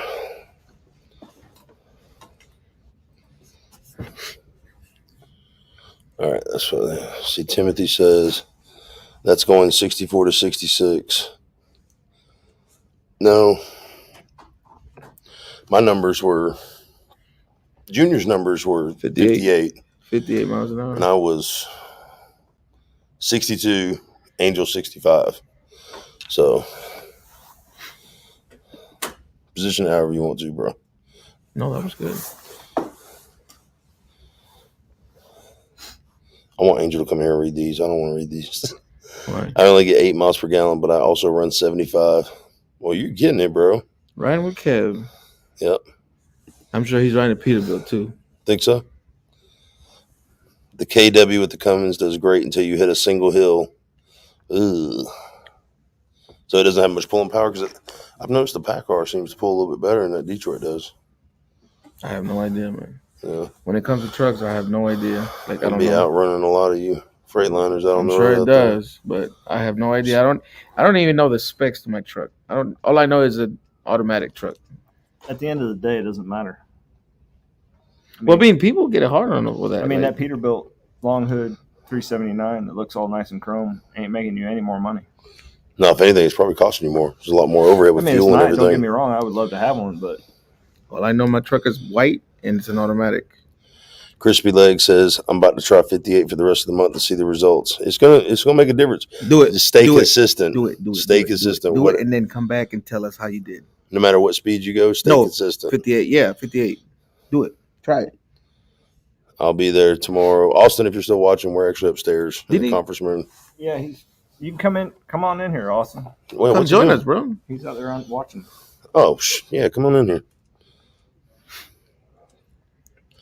Noah says I'll be there tomorrow, hopefully.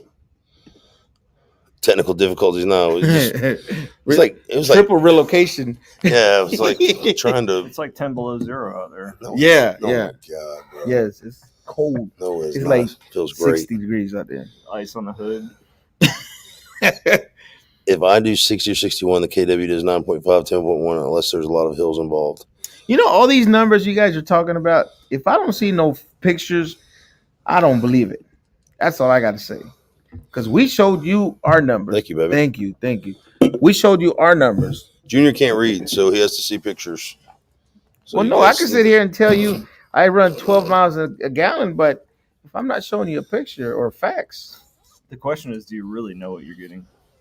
You know, not you, Junior, but like these guys that are saying they're getting whatever. I was gonna say, bro, I'll show you again, bro. You know, MacGyver. Just gonna lose time going slow. These guys have a good relationship with their fleet managers, so they're getting good loads all the time. Say what? I didn't read that. Say, just gonna. He says he's just gonna lose time going slow. We have good relationships with our fleet managers, so we get good loads all the time. Hey, sometimes it is. I mean, with Prime, I wouldn't say so, but in some other companies and carriers, it can be beneficial to run faster because you're getting to that next load quicker, and it balances itself out. And I'm sure as long as you're staying consistent. Right. And I'm sure it is. If I were outside of Prime, the things would probably be different because, like you said, you would run to get the next load, because at that point, you're not. It's a whole different ball game. But if it's hurry up and wait, there's no point in driving 65 mile an hour to get there and sit for 3 hours when you could drive 58 miles an hour and get there and sit for.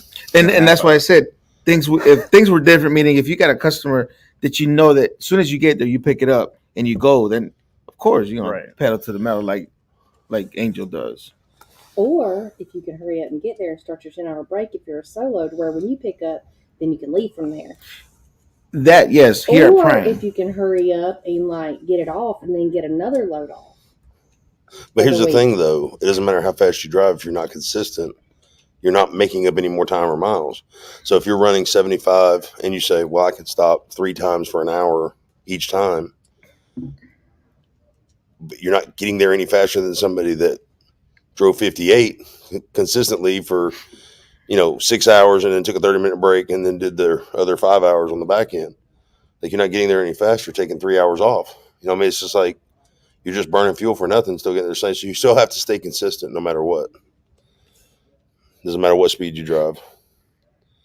Oh, Will's starting to turn the truck down on me. I would too. I like better fuel mileage. Sales sets up appointments based on 50 miles per hour anyway, so it doesn't really matter at Prime.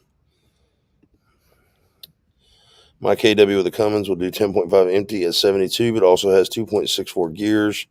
Once I put a load on it, it goes south quick. With also running load board, I don't always get the luxury of time. That's why I don't like talking numbers, because at Crispy Leg, you guys are ass heavy too. Can't get the weight distributed right. My student went to JAG and he usually gets 6.875 on his 23 Pete. Or CAG, KAG. Tanker drags ass from Surge. Freight buying my steak when I come over. Come on, Timothy. I think the gearing in this truck is very low, probably close to yours, Kev. Still up in the air when I come over. I'm learning flatbed just because I've done it for 3 years, including Specialized, though I'm interested in tanker. That's what Timothy says. I have your phone. Mm-hmm. You didn't bring yours? Yeah, I need to. I'm the charger. Sorry.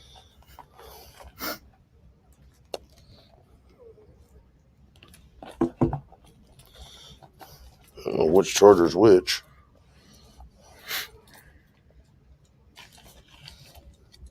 Is there an outlet over there? I'm gonna find something. There's one on those desks.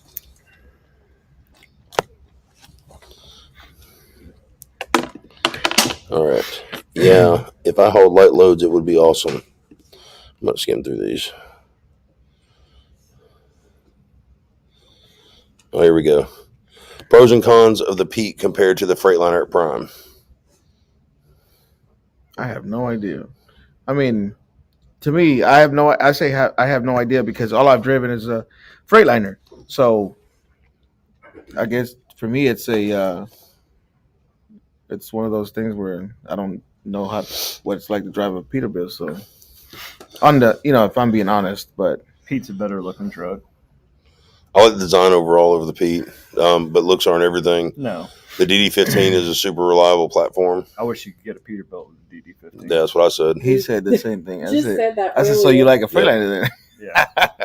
But I mean, from experience with the new ones, the Packars, they have right now, the MX-13s, they're doing really well. I didn't expect it to do as well as it does. So a lot more Pete's come a comfortable. long way since like the 2017s and whatever, where they had all the electrical issues and Right. I haven't really heard anything about the new ones.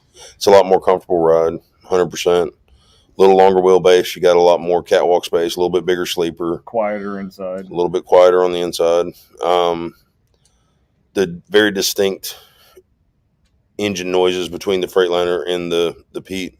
The Freightliner is a nice, crisp, clean sound. In the DD15, the Peterbilt has like a growl all the time. The Packard is kind of growly, I guess, if that's an adjective you like could an use. Old Dodge Cummins. Kind of, yeah. It's just it feels like it's got a lot of bark to it instead of being nice and smooth like the DD15 is. But they're both great trucks. I mean, you know, and the thing about it is you're going to have people that have the lemons. Doesn't matter if it's Freightliner. Doesn't matter if it's Peterbilt. Yeah. People get those lemons, and then obviously word of mouth is the best form of advertisement. So that stuff travels fast. Everybody's like, "Oh man, did you hear Joe got his Freightliner branded for this piece of crap, had transmission problems, whatever?" And you got 5 other people that you don't know that just got the same truck, and it's working out great for them, no issues. So some trucks just have those lemons. I mean, it's just going to be that way. These are the rest of the comments, right? Yeah, it's moving on down. Yeah. But I'm saying, is that it? Oh no, I think we've got a little bit. So, yeah, we're getting close. So you yeah. can talk about the app that yeah. on the revenue, so that way Would my idling affect my numbers because we have to high idle on the product? I guess he's talking about tanker. I would say to an extent, probably minimal difference. You know, maybe probably 0.2 of a I have no idea. mile per gallon, possibly. I don't know. I mean, it's hard to put it. None of us have been tankers, so I can't really tell you. Well, yeah, idling's going to affect it. Yeah. And so does your APU usage. Yeah, you'd be surprised how much fuel you use in that APU. I mean, it's not as much as idling, but it does affect. Like if you're at the yard for a 30 or you're doing a 34, it's going to drastically change it. This is what we were talking about earlier when we were talking about OTR. So remember what you see in the dash, not necessarily the raw MPG on the truck. I think the way is getting on the track of the amount of gallons and miles every time for fuel for a period of time. This is where OTR comes into play. This is what we were talking about. So let's go ahead and screen share that again. Give me a second, guys. And I'm going to get Brian in on here, and he's going to show you some of his stuff. In 2 seconds. Is that screen sharing that? Or no, not yet. No. Once you get logged in, let me know.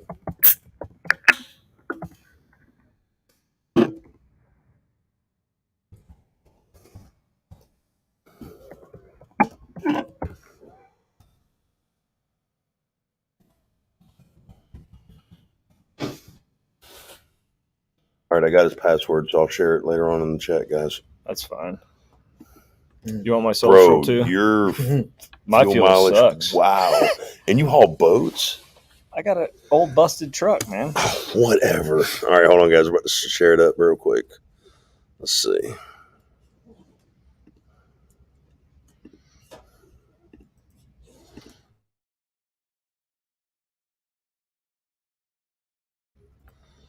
Let's see which one is which. Okay, this one. Yep. All right. So now you guys can see that we're in Brian's OTR account here. So he's going to show you guys some stuff. What do you want to see? Well, just explain some stuff. Like they were asking how to use it. So once I said earlier, once you if you haven't used it yet, you sign it. You go from OTR or on the revenue.com, hit the link. It'll take you to OTR.ontherevenue.com, which is the software. When it's an app, but it's not an app. It's a web-based app, so it's not going to be. You're not going to go to your app stores and download it there. Hey, Austin. Yes, sir. Hey, man. Good to meet you, brother. How you doing? What's going on, man? Got Brian and Junior. Junior. Hey, what's up? How you doing? Miss Angel. How are you? Pull up a chair, man. You're more than welcome. So you don't go to a typical app store or whatever. You just go to the website here, and then once you go there, it depends if you have an Apple or an Android device, how you can save an icon to your home screen. But most of the time, does it show the top of this or just the? I'm thinking it's going to show this outline portion here. Okay. Yeah, just this here. Or, but there's usually like a little box with an arrow coming out of the top of it. On Apple, you'd click that. I think on Android, you click the 3 little dots, and then on Android, Well, you can see up to blue Right. outline. Yeah. Yeah. So so if you want to take a look, just hit the other tab and you can see what they're seeing. It is that outline there. Okay. All right. So on Android, you just hit the 3 little dots there, and then it says save app, I believe.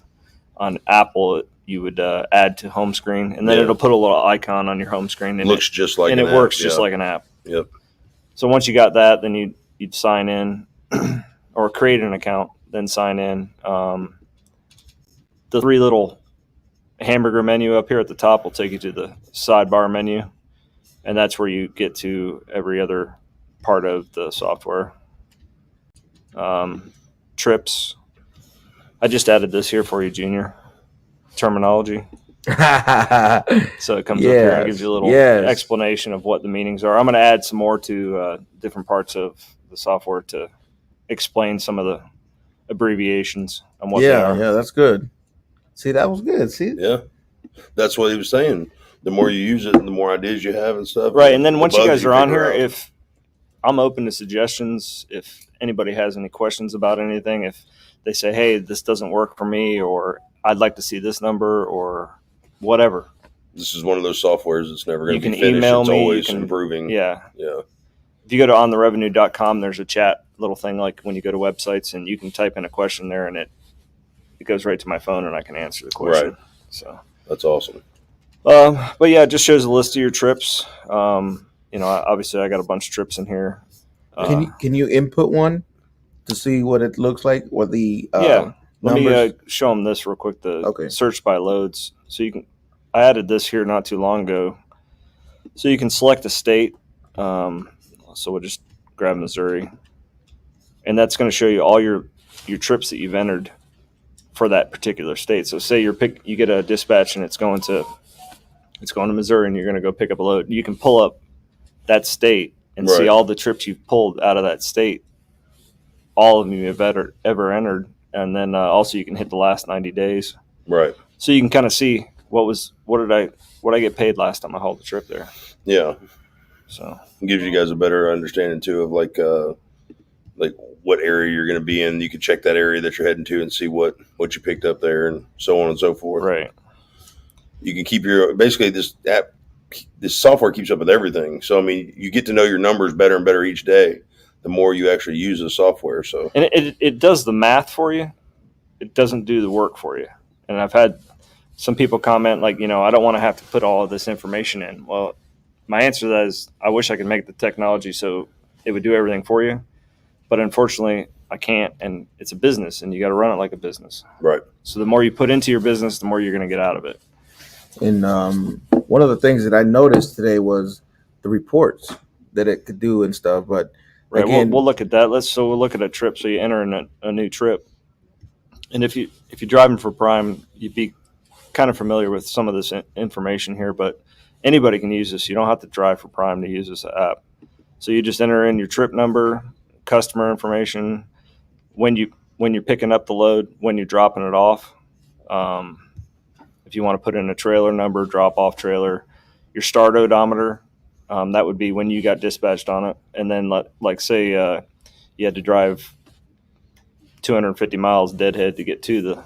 Well, the good thing is your odometer start was your odometer end on the trip before. So. Right. So your first trip, you're not gonna have a number here because you haven't entered one. So you just enter in your start odometer, and then you would enter in when you got to the 01, you enter in that number there, and then obviously when you finish the trip, you'd open this back up, edit it, and put your ending odometer. And then when you enter your next trip, it's going to grab that previous trip's end odometer number, and it's going to put it as a start.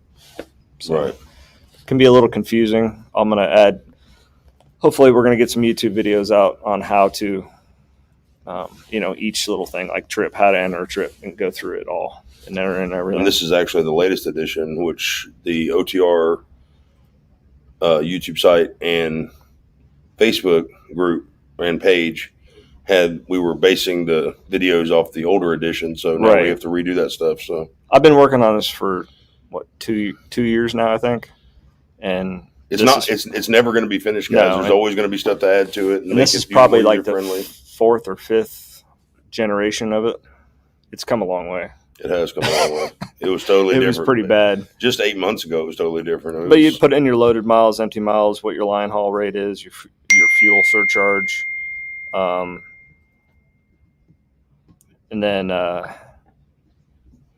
let's see, your stop pay, toll pay, yada yada yada.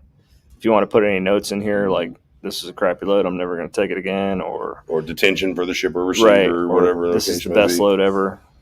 Junior parked next to me, and then you just click save. It's pretty simple. So that's the trips. Junior, you said you want to see the. Well, show them the. Well, actually, no, don't even do that. Show them about the fuel. Okay, fuel. The fuel, yeah. How do you calculate that? So here's the fuel. Obviously, my fuel mileage is terrible in my truck. I got a 2018 old body Freightliner with 720 something thousand miles on it. 722. So you enter a new fuel. The trip number is going to be based off of your trip numbers that you entered. So you just pick a trip number, grab the date. It's going to grab your previous odometer from your last fuel, enter in your current, and then if you want to put in your cruising speed, average temperature outside, your average weight, you can do that. And then if you're getting diesel, put in your gallons, discount price. That's the discount prime price. And then your pump price. If you're getting DEF, same thing. And then same thing for reefer. Enter in the city and the state. And the state's kind of important because that's going to pick up your fuel tax for your IFTA and calculate how much tax it was based off of. And then the truck stop name, and then hit enter. Probably boring the crap out of people right now. No, they're asking a question, but I'm not sure if they're asking you or not.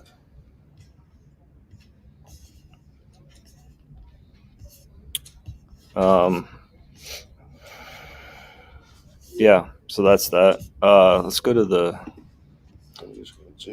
Let's see here. You pull up your charts so you can put in a date range. So let's just grab whatever. And then it's going to pull up all your trips for that date range. So I think, Will, you showed something like this earlier, didn't you? Yeah, I was showing it earlier. Well, they had somebody calling me out saying that I lied about. I've never said I made $3 a mile. Oh, average. yeah. Here, babe. So that's my total revenue per mile average for that date range. Right. And then you can do the same thing with your settlements. You can see how my settlements go up. Obviously, when it's down here like this, that's just because I was at home. Right. Some of the stuff isn't like super important, but it's nice to kind of look at and see. Well, that kind of stuff right there can give you an idea. Like once you build up a database of information, you can go back, say, we're starting May 2024. Right. You can go back to May 2023 and say, hey, at the beginning of the month, I spiked. At the end of the month, started tailing off.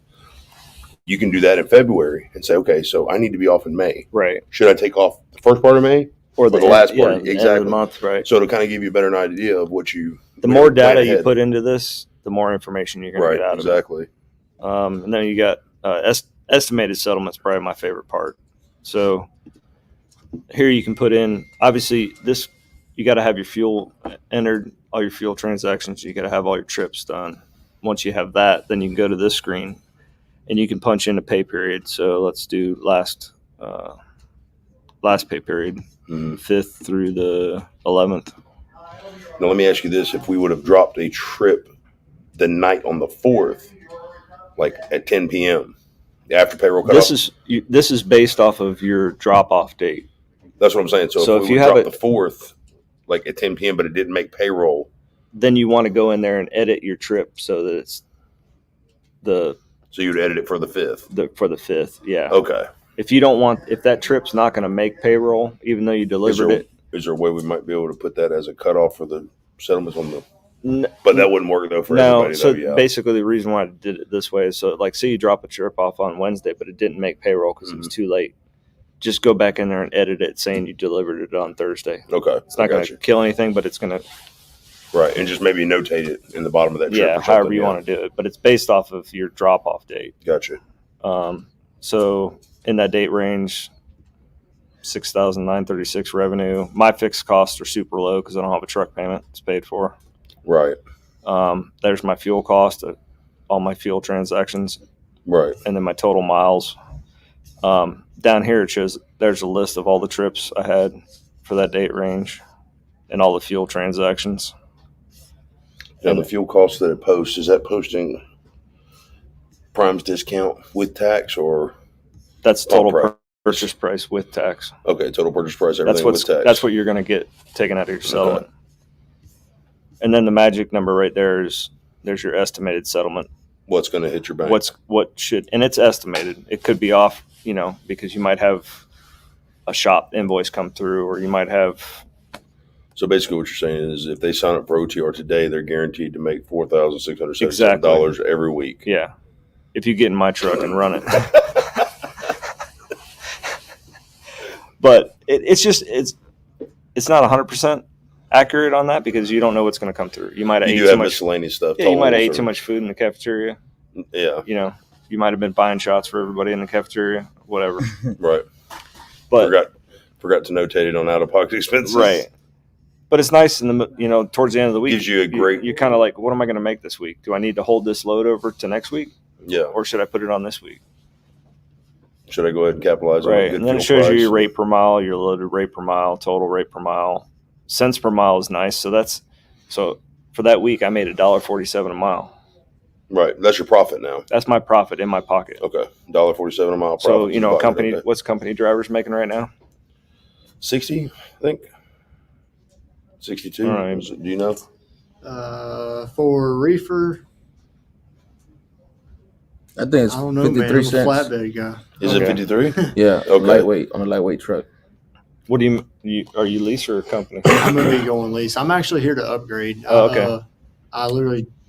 We literally just got here today. I drove from New Boston, Texas to here. Oh, congratulations, man. But so $1.47. So one of the questions pretty good. they're asking Barber, is, right? does it Yes, calculate okay. what the load pays per every 24 hours? I don't know. Does it calculate what the load pays? Per every 24 hours. I mean, that's Justin was asking that. Well, it's kind of hard to do that because it doesn't know, except for just date to date, what it's going to be like. Now, if you're talking about a specific time, Yeah. Well, that was the question. And Crispy Leg says, I'm at a screen with tabs, but when I click on any of the tabs, a blank screen shows up. Crispy Leg, the last comment. I'm at the screen with the tabs, but when I click on any of the tabs, a blank screen shows up. Oh, he's talking about the home screen, the hamburger menu. So, Crispy, are you talking about where it says home and trips and estimated settlement and all You're that? talking about like right here when you click on this and these tabs? Those are the tabs you're talking about? I guess the one question I would have is, how long have you been? Are you past your 30-day window? Because most likely, if you say you signed up for it and you passed your 30 days and you didn't subscribe, it locks you out of everything. Right. So if you want, send me a private message. She said yes, but I don't know through what. Right. Most likely, they're past their 30 days, so it locks you out of the software. Will they still be able to message you even though? Yeah, they can go to on the revenue. Go to the actual site. Go to ontherevenue.com and message me, and send me a message, or send one of these guys a message and get it to me somehow, and then I'll restart your 30-day trial for you. I don't have a problem with that. A lot of people get on here, they get overwhelmed with it or whatever, or they don't have time. Something happens, they go home, whatever, and their 30-day trial burns up. I'm more than happy to restart somebody's 30-day trial if they're willing to use it. And that's the good thing about you being hands-on with this. There's not going to be like somebody in India picking up the phone. It's not corporate or whatever, Yeah, like somebody in India picking up. Like, how can I help you? Yeah, durka. Right. I'm not trying to become a millionaire from it, but anyway. So yeah, that's most likely your 30-day trial's out. That's why it's blocking you out. Where were we at? And then there's settlement page. Most people don't haven't really used this too much because it is a lot of work. She said, yeah, Crispy Leg said, yes, I passed the 30 days. I just signed a subscription. Thank you. That'll solve all your problem. So settlements. You probably have to go through adding one first because this is recap. So, no, not like adding one, but just show them like, all right, just the form. How you? Okay, so you go in here and add new, and then so basically, when you're entering your settlement, and everybody's settlement will be different. So Prime's is one way. If you guys are with Stevens Transport, it might be another way. If you're not with Prime, there's basically two things. You got revenue and you got expenses. Right. So however another company works their revenue and their expenses, just some people collaborate them into one big sum. And if you get on here and you don't drive for Prime and you got a different settlement and something's not jiving right with OTR, shoot me a message and send me some information. We'll talk back and forth on the phone, whatever, and I can make it work. If I have to tweak something, make it work for you. No problem. But you just basically would click into whatever the item is, like tolls, and then you'd enter in the amount, whatever, and then you click enter. And those categories are what we have on our settlements. Each line represents either a revenue or a I'd cost. pull up the settlement, but I don't have one right here. But your settlement has different sections. It's got your revenue section, it's got your reimbursement section, then your expense section. Which is it's completely broken down in Prime. Right. I mean, it's a huge breakdown. So. Basically, what this is doing is recreating that settlement. Yep. And storing everything into a database. The biggest question people probably have though is like, if you already have a settlement, why would you be entering this in? You want to show them why? Well, a few reasons. One, if you're not keeping track of your numbers and you're just worrying about what's getting deposited in your bank, right? Okay, whatever, that's great. But by entering in the information yourself here, you're double checking Prime or whoever you work for. Is that settlement right? Are you 100% trustworthy that settlement is 100% correct?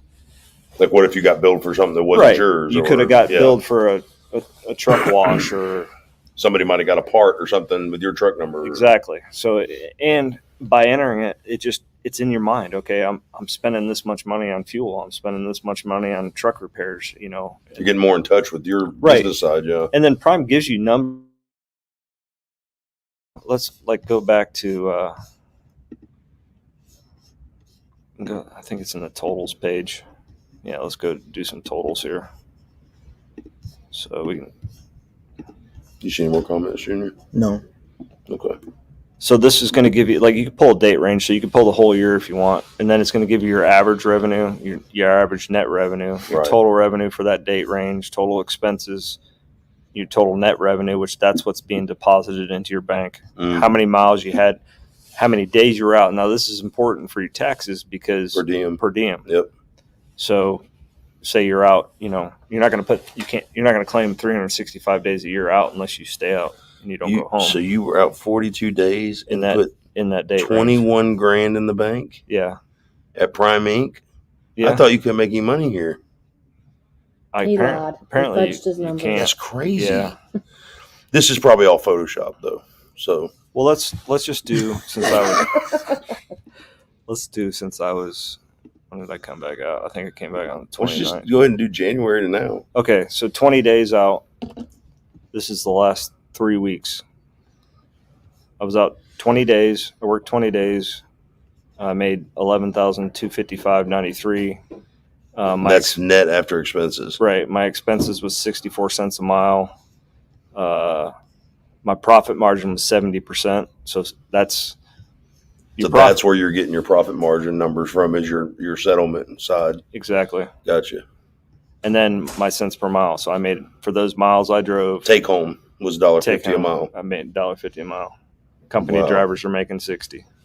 Yep. So you're making, but that's 90 cents extra a mile. That's with a paid off truck.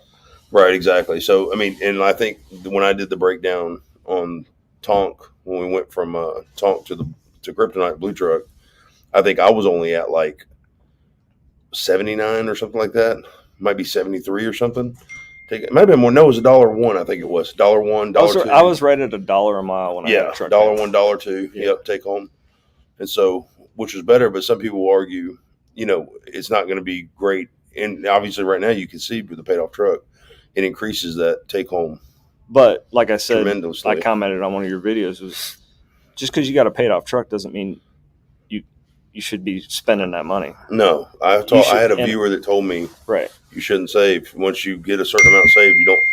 He said I was wrong. You just spend it frivolously. Buy him a new truck. Exactly. This guy, just met Austin. What's up, Austin? Right. You want a new truck, buddy? I got money just on deck, bro.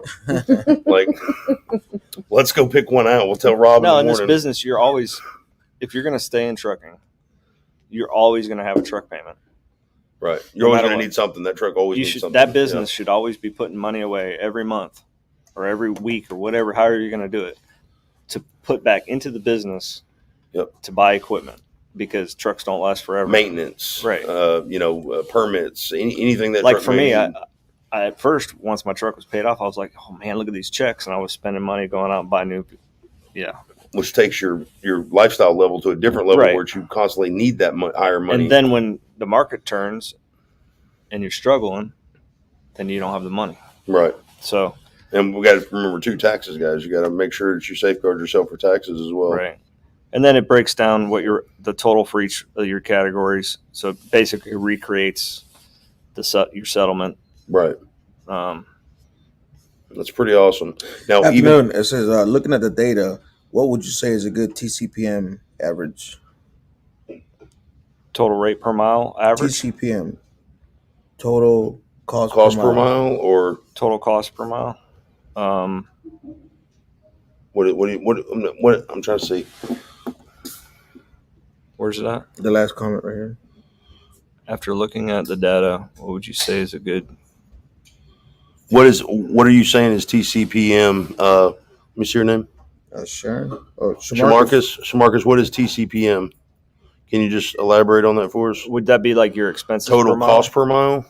I'm trying to think. I would assume maybe expenses, like what I got here is. Well, so do from the beginning of the year to now, like January 1st. I don't have all my settlements in here, but it'll be whatever it pulls up. It's more than what I've got. So Christopher says, I tell people to maintain one. That's not right. That's not right. It can't be right. I tell people to maintain one truck. Once truck is paid off, have a minimum of $50,000 maintenance and at least $20,000 for your own payroll. If the truck going to be down for a few weeks or a month, I wouldn't have any less than $100K if I had my choice. What was the question again?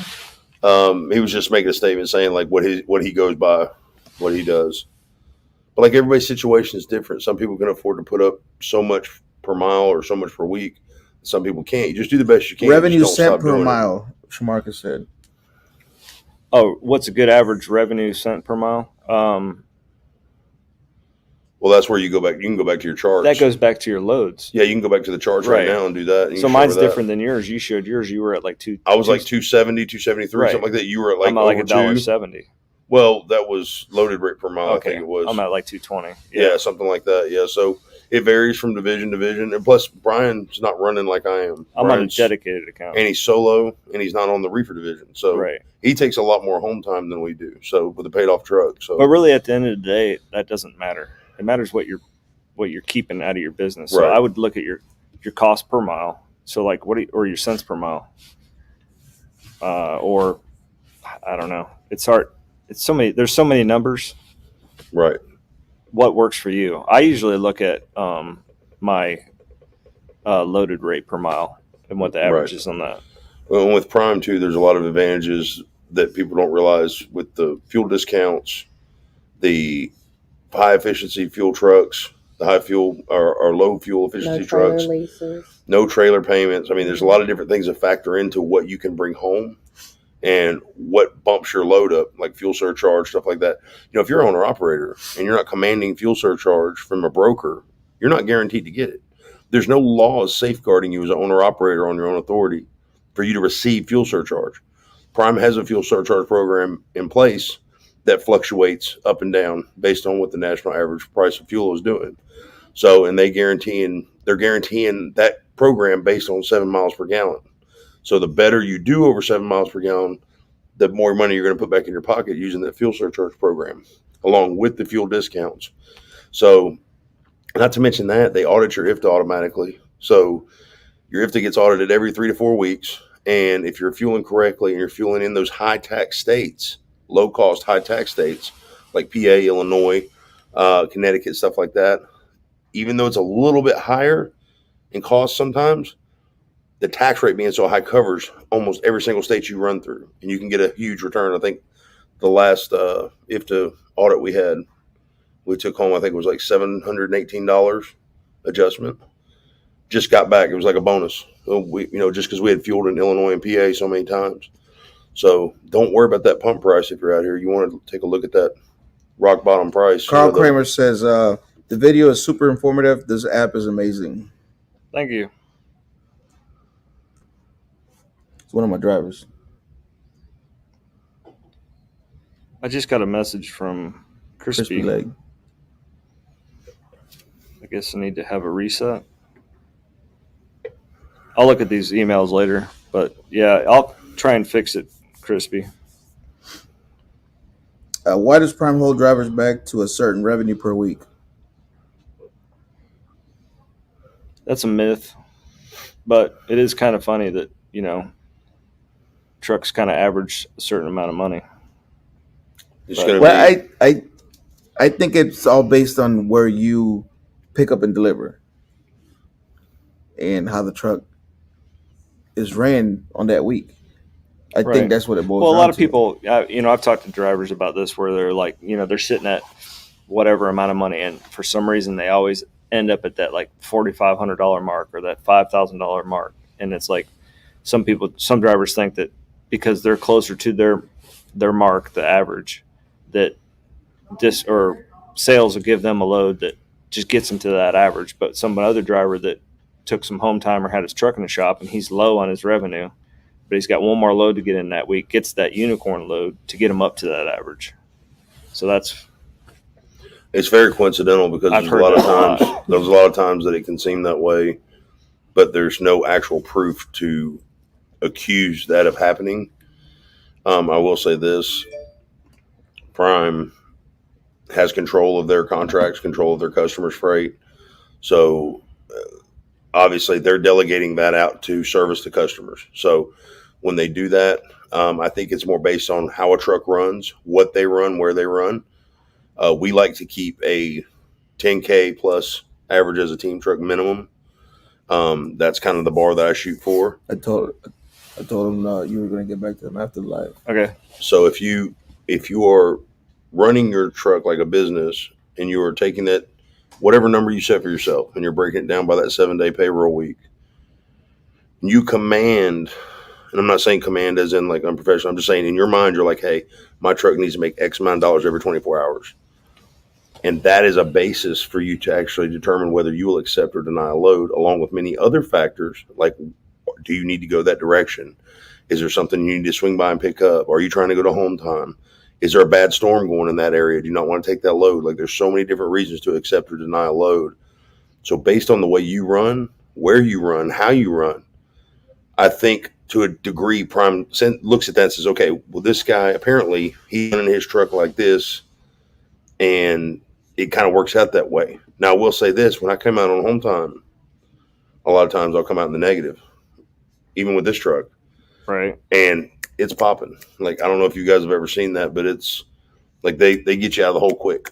Like you're up and out, and that's one of the good things with this safety net that Prime has is you're not going to fail unless you want to fail. Like you got to really try hard to fail here. Well, I think if they let certain drivers make a buku, then they know all the drivers talk right about money and revenue. There's a lot of networking going on. I mean, look at what we're doing right now. I know, but then you're going to have drivers, Junior's making averaging this. Or Austin's like $4 a mile, of course. Yeah. Flatbed's better. So it's almost like a children thing. That is one thing that does level out everything. Yeah, I mean that, you don't want to be leveled out. Like if you're working super hard and you got other drivers laxed, you don't want to be on an equal playing field with them, but you just are. That's one thing with the trucking industry, and we all talked about that. Here's one question here. Curious if you guys think the vibe at Prime has changed as to what it was in 2019. When I came, it felt like a family, and we were more driver focused. This year it's been questionable. Yeah, I think everybody at Do you Prime think is saying the that. family oriented vibe has changed here since? Well, you got to think of too what's happened this year. Okay, what all's been going on, not just in the marketplace in the United States. Period. Steve Fields retired. Okay, Well, you got to think too. 2019, so that was pre-COVID. Mm-hmm. So the family thing was there, and then all that. Happened. Because you got to think everybody's like, pull together. We're all in this together. Right. We're going to get through this, and everybody hunkered down and did their thing, and then obviously freight went through the roof. Everything went crazy, so we were all getting it. Everybody in the economy realized the only person that was making any money was the trucker. Right. There was nobody else working. I remember driving through LA and seeing like 3 cars. I went through Los Angeles in 20 minutes. But so they didn't have as much activity going on here at the yards and stuff like that. So it dwindled down a little bit in 2021, 22. Now it's 23. So there's more activities and stuff. Right. I don't know. I mean, there's a lot more focus on keeping everybody that's here rolling and moving and everybody profitable. I think Prime still has a great culture here. I think it's getting more business. But guys, don't come to Prime because you think like you're going to have this family of drivers that's going to surround you and all this stuff. It's not, guys. Let me be honest with you. This is a great company, but it's still a company. Everybody's here to make money. Everybody's here to do business, and you should be doing the same. This company has something special that nobody else has, is that culture built around it. Okay. I don't know of any other company where you go buy a tire with their name all over it. Like, I mean, people flock to this store to buy this stuff. I mean, they really do because it has that culture centered around it. It is different from every other trucking company, but and I will say this, there's not been one thing that I've ever tried to accomplish here at Prime that I was ever just like slapped on the wrist and been like, no, you're not doing that. We're not going to help you. They've always been there, whether they can make it happen or not. It's always been something that they were willing to look into and try to do, Right. So it's not ever just a straight no. So Noah says seems to be a trend. Let me put it up there. I think when things were easy, it was family oriented. Everybody was happy. Freight was coming in. And now it's like dog eat dog. So now they're like, all right, we got to get to business. Like, we have to get out. Yeah, I saw somebody get shanked out there earlier. I was like, it was like the last empty on the yard. Yeah, OTH trucker said your wife hit the nail on the head, and it is what I'm noticing. Well, I'm talking about how like Robert will stand up in the safety meetings and be like, sales, you need to get on it. You need to get more customers. You need to get our freight moving. Like he is like talking. We're business focused right now because that's what's important. That's what I'm saying. That's why I think the atmosphere is changing. It's because we're having to. If you guys follow anything in the freight industry right now, and you watch these articles and stuff about these 200, 300, 400 truck companies going out of business, it's happening every day. So before you go thinking like, man, I should just leave Prime and try this right now, make sure you got your game on, because I'm gonna go and tell you, Prime's protecting their own right now. They're protecting their interest, the freight's interest, the customer's interest, the driver's interest. There's a lot going on, and like Angel said, it's a lot of business going on right now. So they don't have time to play around. One thing I could add to that is, guys, this is Austin Barber, by the way. He's been a viewer for a while of the channel. How long have you been watching the channel? Watching the channel, probably since I got into the transportation industry. I've been in the transportation industry for a total of 3 years. So you've been watching it from start to finish, like now, right? Yes, sir. Oh wow, awesome, man. So I started in hot shot. Drove hot shot for a while. I was always going driving hot shot. I went all over the place. I mean, I've been to Nebraska and back in 2 days. Right. It's just, there's a lot that goes into the transportation industry. It's definitely not something that I would give up on. But yeah, I've been watching freight ever since I got into the industry. Kind of inspired me to get into the industry. But one thing I could add to the family thing over here with Prime is, guys, if this was not a family-oriented business, then with the economy how it is right now, because we all know the economy is not the greatest right now, but it's not the worst it's been either. Why would Robert Lowe stand up in front of the safety meeting, and it's live. It's live every week. Y'all can go watch it and ask the drivers, what do y'all want to see in the terminal because I'm expanding. He's, in my eyes, somebody's not going to ask you what you want to see. He's going to put whatever he wants in the terminal, and that's just how it's going to be. Right. He asked the drivers and the other employees, what do y'all want to see inside the terminal? You know, there's no doubt there's a level of consideration that's different from other companies, and I'm not going to lie. And I put that exact footage in one of my videos, and the first thing I got was a hater comment. Well, he just wants tax write-offs. I want tax write-offs. Like, I can't blame the guy. Like, of course, I mean, if you're running your business, but I'm of course sure you he want can tax find write-offs. other tax write-offs. And when people say, well, why wouldn't he just take $10 million and just give it to the drivers? We'll take $10 million divided by 7,500. Everybody's going to get, what, $190 a week or $1,100 a week? You know what I'm saying? Like, right. Something that's not going to be sustainable when you can upgrade your facility, and it will, you know, that upgrade will help the fleet for years to come with that facility. So here's a question. It's an investment. Are there any advantages or disadvantages driving for a fleet within Prime rather than just driving for yourself? There you go, I don't know if it's saying like driving for. Are you saying driving for a mini fleet? Yeah, or driving I think for that's what they're referring to. What I would say is obviously you're gonna get more cent per mile, the flexibility of being on a lease truck and driving like a lease truck as opposed to limited to what you can do on a regular company truck. Home time, and there's other incentives that come with that. That you know every fleet owner is going to be different. I'm not going to talk about mine, but there's definitely more advantages than disadvantages, if any disadvantages. But one of the things that I would say would be the home time, because when I used to do company, I didn't like the fact that I would go home for 4 days. When on that fourth day, I was already getting a message saying, "Hey, you ready to come back?" It's like, man, I just got home. So definitely the home time is a big one for me.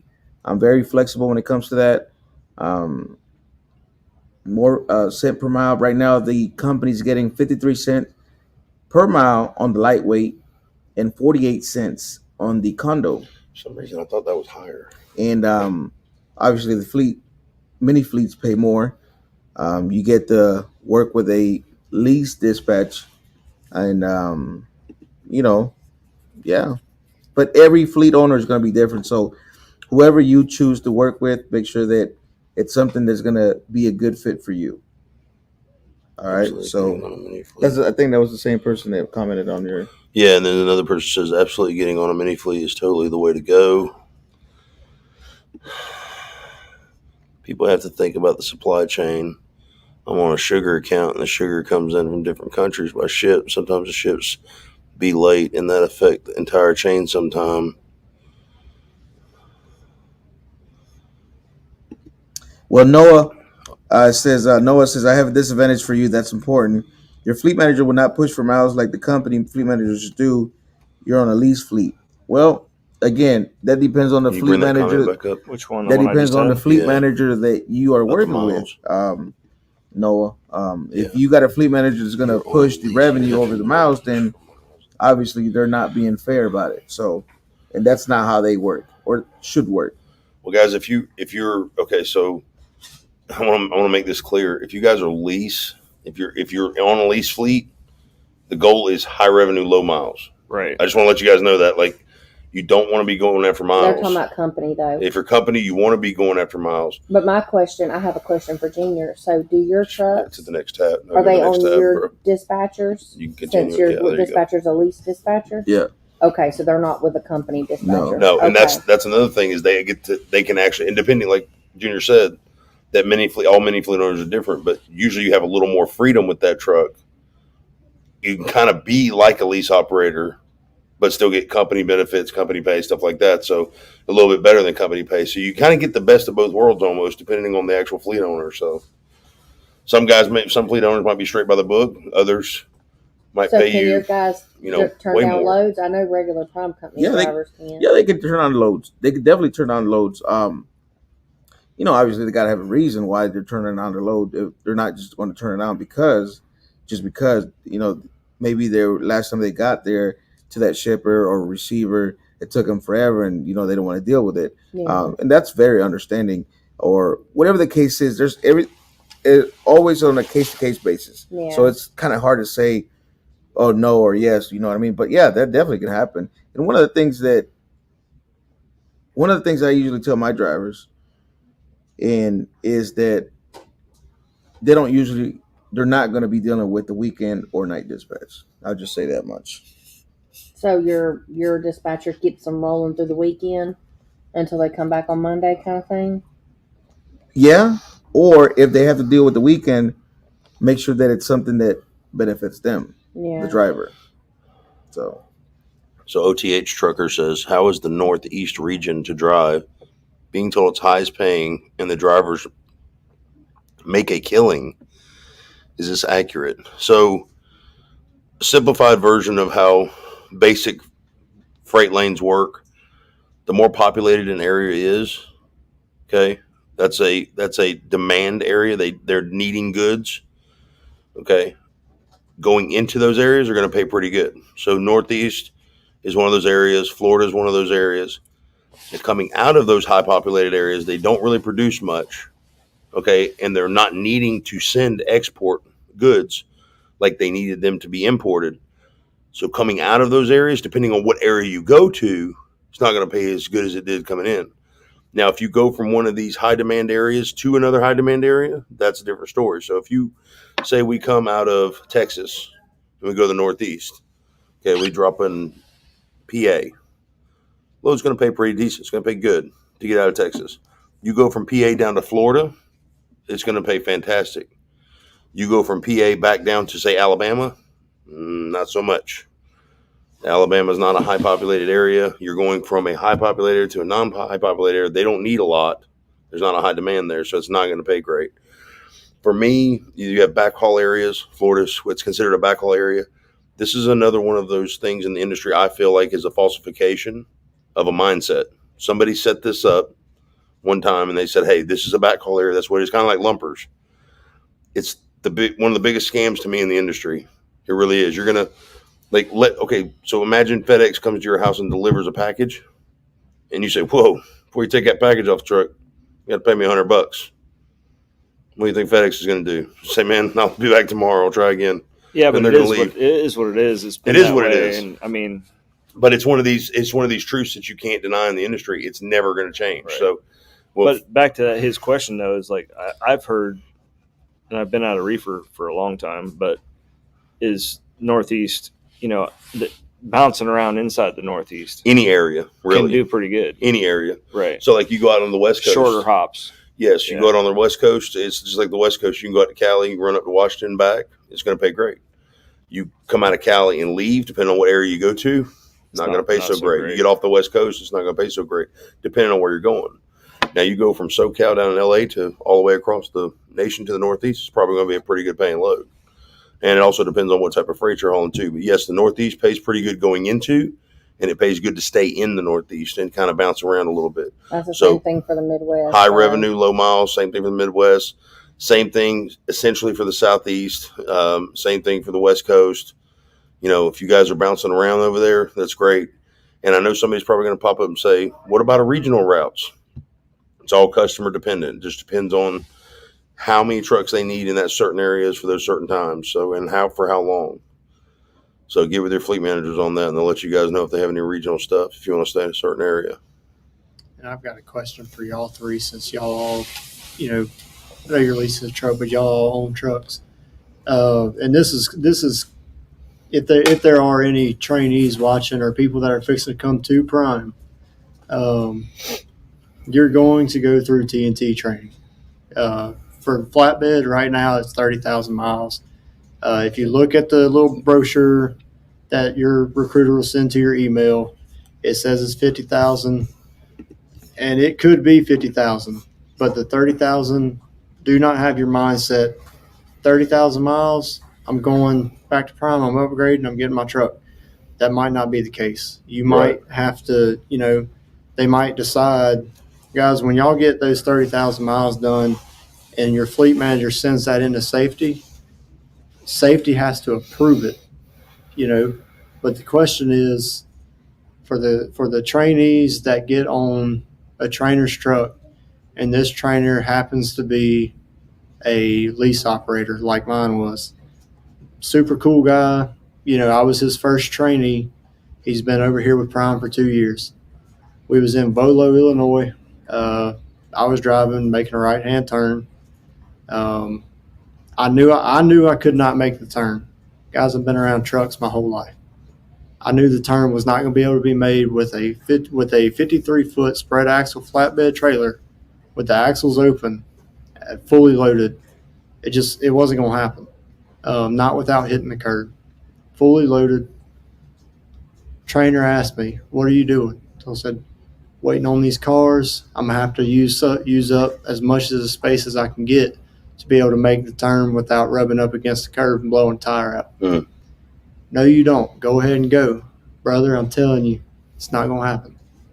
"Yes, it is. Go." "Okay, it's your truck." So I went. What did it do? It blew the tire out. Prime charged him an X amount for a preventable. For you had to pay for the tire and the rim and everything. Yeah, right. I think it was $500. Yeah, what was deductible? What was the interaction between you and him after that happened? So once we received the message that he was charged the money for the tire itself, he then looked at me and told me, "Well, I want you, and see, this is really the question. How do y'all feel about this?" He wanted me to pay half of what they charged him for the tire to be replaced. I don't agree with that. You're a lease operator. I understand I was in the driver's seat, but you are a lease operator and you assume the cost. When you're a lease operator and you get a trainee, you assume the cost. That's what you signed up for. Right. Everybody knew ahead of time what they were signing up for with training here. I'm kind of on the fence. So, one. You think you should pay the whole thing? No. One. You shouldn't have to pay anything. One, when you're the captain of the ship when you're driving that truck, I don't care if you're a trainee or not, you're driving that truck. Now, if your trainer said stop the truck, obviously, whatever. But if you're continuing, and he's telling you to drive, and you're not comfortable with it, you should have stopped. So that's. But your reaction though is normal. Okay, I'm not going to say it wasn't, because obviously you were getting anxious about the situation. You're like, man, you thought in your whole heart you're doing the right thing. This guy's ordering you to do something. That's his truck. I understand where you're coming from. Don't think that. But we're not understanding where you're coming from. But if somebody's in that situation again and they don't feel comfortable with doing something, if your trainer's telling you to do something you don't feel comfortable with, you throw those flashers on. I would have been like, pull the brakes. If you feel comfortable making that turn, then you hop your happy butt in the seat and you do it. Throw the flashers on, pull your brakes, and let him make his choice. By him asking you to pay half, maybe. I mean, because you did do it. You were in control of that truck. I don't agree. I don't agree with it either. No. To be honest with you. The reason I say it, and this is one of the things that we were talking about: accountability. Trainers aren't being held accountable for that, because if he told them, now this is me. If I tell my students to do something and they mess something up, that's on me. I agree with 100%. But not only just that fact, the fact of the matter is that they came into the training program knowing that they're responsible for that trainee's actions. I get your point right there, but just to top the cake off, they knew what they signed up for. Yes. It sucks. Okay, it sucks that he could take that truck and slam it into a brick wall. But we signed up for that. Yeah, but that goes back to what we're talking about while we're eating lunch, though, is like if it the way it should be, like the way we feel it should be. We're not talking about what it should be. We're talking about how it is. No, but I'm saying, like, in reality, it sucks, because if his trainer was asleep, right, either he should pay for the tires. But he would have been fine. He would have sat there and he would have made the right choice. I understand that. But if his trainer was asleep, then yeah, he should be paying for the wheel and tire, or Prime should be paying for it. But then he was told the tire would have never happened, though. He would have waited for the cars. Well, let's say since the instructor did tell him to do it, the instructor should pay for the whole thing, which he has to anyway. Let's say the trainer was asleep and he did that. Why should he have to pay for it when the trainer should have been doing his job and teaching them well to make those turns. Like here's a question I want to ask. I want to ask Austin real quick. You can't control the truck when you're asleep, though. You can tell someone and teach them all day long. All right, I want to ask Austin real quick something. So, did you reach out to help for help from him, like while you're sitting at the red light, or did he was like, "What's wrong with you? Why are you not going?" Did he just pop up out of the back? So he basically asked me. He was already sitting up there because we was fixing to get fuel. There's a little whatever kind of truck stop it is right there on the right hand side. Okay. Yeah, we was on our way to Chicago to the port. Okay. So I stopped at the light. But he was aware of what was going on? Yes, sir. Okay, I got you. The light was red. We stopped. Sitting here waiting on the light to turn green. Light turns green. I ease up a little bit to where I can really see how much space I have right there. And I instantly realized I can't make that turn without hitting the curb. There's no way you're going to do it. You've obviously been in some kind of similar situation before. Yes, sir. Before coming to Prime. So, I mean, you knew like, hey, man, I need a little bit more space. I got to wait for these cars to make a safe turn. You knew that. And I agree with Brian on his first part. You should have held your ground. You should look, man, I'm not, no disrespect. I don't want your truck damaged. Put it back. I definitely don't want to be the one to damage it. How do you do it? Yeah. So for anybody else watching, set those brakes, put your flashers on. If you have to have a come to Jesus meeting with your trainer right there and say, hey, look, I understand what you want me to do, but I don't feel comfortable doing that. There's nothing stopping you from doing that. You can say you don't feel comfortable doing something. You don't have to do everything that's being told to you. If you don't feel comfortable doing that, that's within reason now. Unless the trainer's telling you to stop the vehicle. Yeah. Obviously, if he's telling you to stop the vehicle, then yes, be respectful, stop the vehicle, do a safe stop. The first safe location you can pull off on, throw your hazards on, and you guys, if you got to have a conversation, whatever. But guys, don't just assume something. And obviously, this comes to your experience level, and in this situation with somebody else in the cab. Yes, sir. You shouldn't have followed it, but he didn't know no different. You didn't know any different. When you're pretty much I see to both listen, sides exactly. You're told, and of course, these guys, a lot of these trainers, they get you on the truck and they say, "It's my truck, my way," or you can hit the door. And I'm not saying that guy was like that. I'm just saying a lot of them are like that, and they give that aura off from the beginning. So what are you going to do? Okay, man, his truck. I'm going to just do what he says. Mr. Machine, can you read that comment, please? That's correct. I agree with Brian. The person currently in the driver's seat is the captain, and he should have waited for the cars to clear regardless of what the trainer was saying. Bring the FM into it later if needed. Bring the fleet manager into it later. What I would say to that is, so he's basically saying he should pay for it. What I'll say to that is, the mentality of some of these trainers are, this is my truck. If you don't do what I say, I'm gonna kick you out. Whatever. So it's just a wrong attitude to have. Right, but if the students don't know different from that, what are they to do?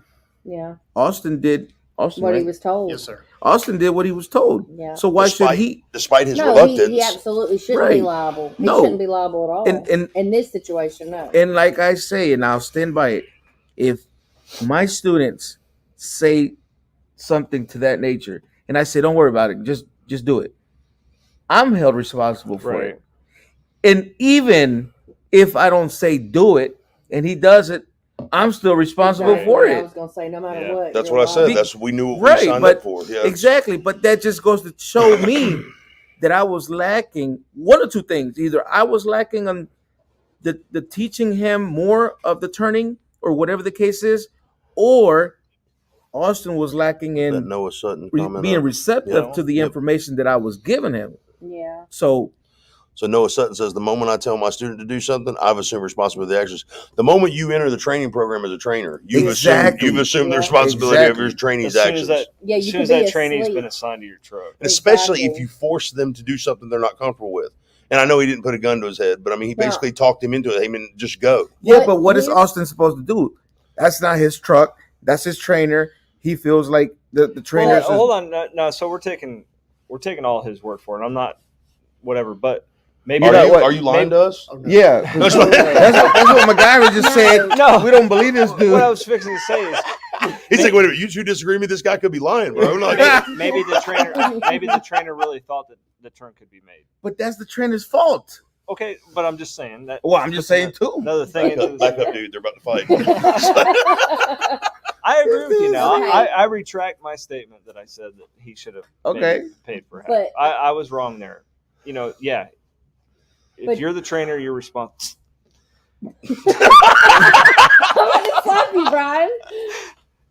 If you're the trainer, you're responsible for the truck. It's not only the truck that's the issue, though. He made a mistake, and What's- Prime probably put miles on him. Did they put more miles on you? I was very lucky as far as that went. I did call safety. We both did. And I was, you know, we called them together and we talked about it together. Right. And I told them, look, That's the I was best way to doing do what it. my trainer told me to do. Mm-hmm. And he did tell safety as well, hey, I told him to do it. Yeah. You know? Well, So- that's very respectful of him to actually do the right thing with you. Well, I'm so just saying, to in case take- another to student take ever responsibility sees of it this, right off the hand. But I don't. they know like- that there's a possibility they could have more miles put on, even if they do what the trainer says do, if it's not the right thing to do. But every They'll be situation is punished. different. Exactly. It's all situational. Yeah, but I'm just saying, if you do something wrong, Lease you can still be operator is punished. responsible for any cost, regardless of who's in the seat. Just cost of doing business. Yeah, Exactly. Especially yeah. when you coach them into doing something they're not comfortable doing. But once it goes right back to, you assume responsibility of that situation Read every that- time no, with your trainees No, by getting into the training program. Now, if you team after training, you and the co-drivers have agreement for damage caused. Yes. No, Yes. Will's paying for everything. Well, Well, some of us don't get lucky wait, and get good wait. trainees. Well, Will is paying. I've for got every- I've got an hold on. almost 3-year trainee on my truck right Will now. is paying for everything, but he's getting a lot in return. I promise you. If or should be. if you're teaming in a lease truck, you're business partners. It all depends Right. on how it's set up. It does depend how it's set up. Like if me and you teamed, okay, if you said, well, I- I'm about to sell my if truck. we team, I can pay you cent per mile, or True. we could go 50-50. Then you're responsible for it. But that depends on how much I'm paying you. Again, it goes back to the agreement we got. Because if I pay you $2 a mile, you gonna pay 75%. Right. Right, but But that should be that agreement should be made before you guys decide. exactly. and, that's and what something signed and Right. Hey, Well- we're responsible 50-50 for repairs on Listen, the truck but- or whatever.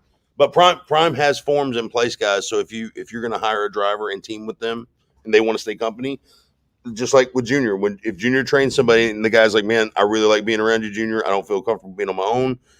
Can we team together? And Junior says, yeah. There's actually a form to fill out. Okay, Prime has this set up. You can set it up whatever cent per mile you want to pay them, whatever cent per mile per diem you want to pay them. I think it's up to 5 cents per mile per diem. no, 8. I don't know. I think it's 5 cents. And then if Junior wanted to give that guy extra cash at the end of the week or whatever, he could. But guys, But anything can. It's all once again. It's all situational. Like nothing's out of the realm of the question. Well, the Okay, thing Don't- is if you decide to both be in a actual business thing. So like if me and Junior were buying a truck, Junior's like, hey man, I want to sell all my trucks. I want to buy a brand new truck with you. I want to team with you, and Angel go home. And It we has to would be say done up front, 50-50. for It'd have both to be of you to be yeah. on the lease, because like I want when to I see was that. a You'd have to be an W2, LLC. yes, but when I was Yeah, a W2, partnership. yeah, I had to come off. We had to redo the lease in A order whole new for me to go contract, on the exactly. lease. Yeah, to be Even though you were already on partners. the LLC as a partnership, yeah. But that's what I was telling everybody. is So that, both drivers would have to be on the lease to be have to have an agreement already, like 50-50 liability. If you're on that lease, it's 50-50 liability no matter what. If he don't pay the bills, they're coming after me. If I don't pay the bills, they're coming after him. They're coming after one of us to find the money. No, I think it goes 50-50. Like it goes split in the middle. So they gonna get your half of the truck and let me keep my half? No, Broke it out. goes, it goes into one checking account. Yeah, and it then from does. that checking One account, business oh that's yeah, what yeah, yeah, yeah, it yeah, goes So- into that business. but that's what I'm There's saying. only So- one lead. There's only one lead seat. No, in the yeah. truck, right? Yes. I don't think so. I think No, that we're both it's basically like right now. it's basically we're two No, aces. but it at goes the to end one of the day, account, if like they're you gonna said. if they're gonna Yeah. come after Technically, my name is on the payroll, exactly. but the whole amount that the truck grosses net pre-tax, or I'm not saying grosses net pre-taxes, goes straight to the business account. It doesn't go to either one of our accounts. It's not in either one of our Right. names. It's to the LLC partnership name. Now, how that gets divided up, that's between you and your co-driver. But traditionally, if you all are buying a truck together, in a lease partnership together, in a contract together, that profit would be 50-50 after all expenses.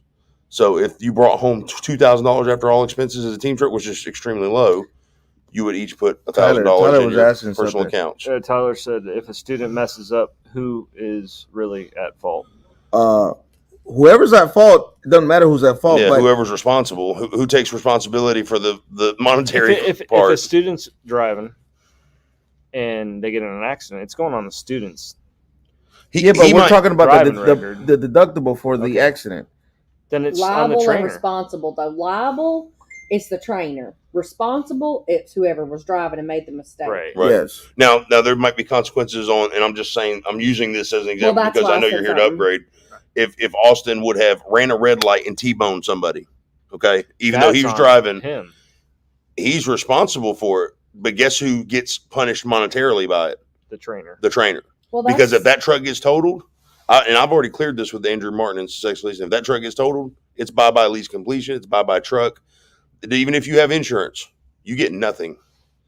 If you're safe, happy, and healthy when you get out of that truck, you're not getting a penny. You're walking away. You're done. You come back and you get another truck, and he's not required to pay any of that unless the other party sues him individually. Okay. Now, you know how court systems are. That could be in the works for years to come, depending on the severity of it. But it's all situational. It's nothing set in stone.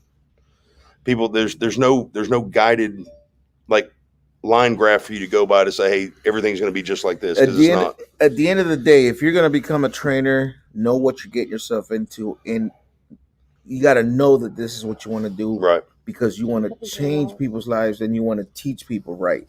If you're going to come in here and have things, don't do it, because things like this may not happen. So and just know you're on the hook for everything. Yeah, you're liable for your driving until Prime changes something majorly with the training program as far as liability goes. The students do need to know though that, hey, look, you're not going to be totally scot-free. You come in here and you wreck our drivers' trucks, it's going to go on your DAT report. Oh yeah, you're going to get miles your MBR if you get violations, or it's all on you. Get speeding tickets and they had miles added, or a scratch on the truck, they had miles added. You could have easily had 10,000 miles added. Exactly. Yeah. Even though you were told to do that, being that you did that, usually they add miles to you.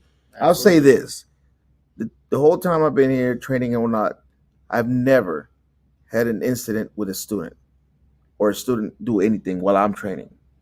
But you're also a different breed of trainer too. You're also on guard. You know what I'm saying? Right. And that's what you're supposed to be doing. Right. So it's your fault. I'm just like, I think I say focus on Austin still. I think we should talk to him. I do see where people make mistakes. Here's a good one. Control. If someone wants to get into training only for the money, they don't need to be a trainer. Exactly. So the thing about it is, guys, the money's going to come. Okay. And you guys have heard the horror stories in the last 6-8 months about trainers not making money.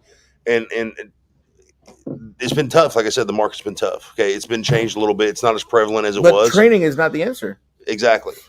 Training is not the answer. Training is not the answer. If you're going to train, you need to train first of all and foremost, because we're all out here for money. Let's be honest, okay?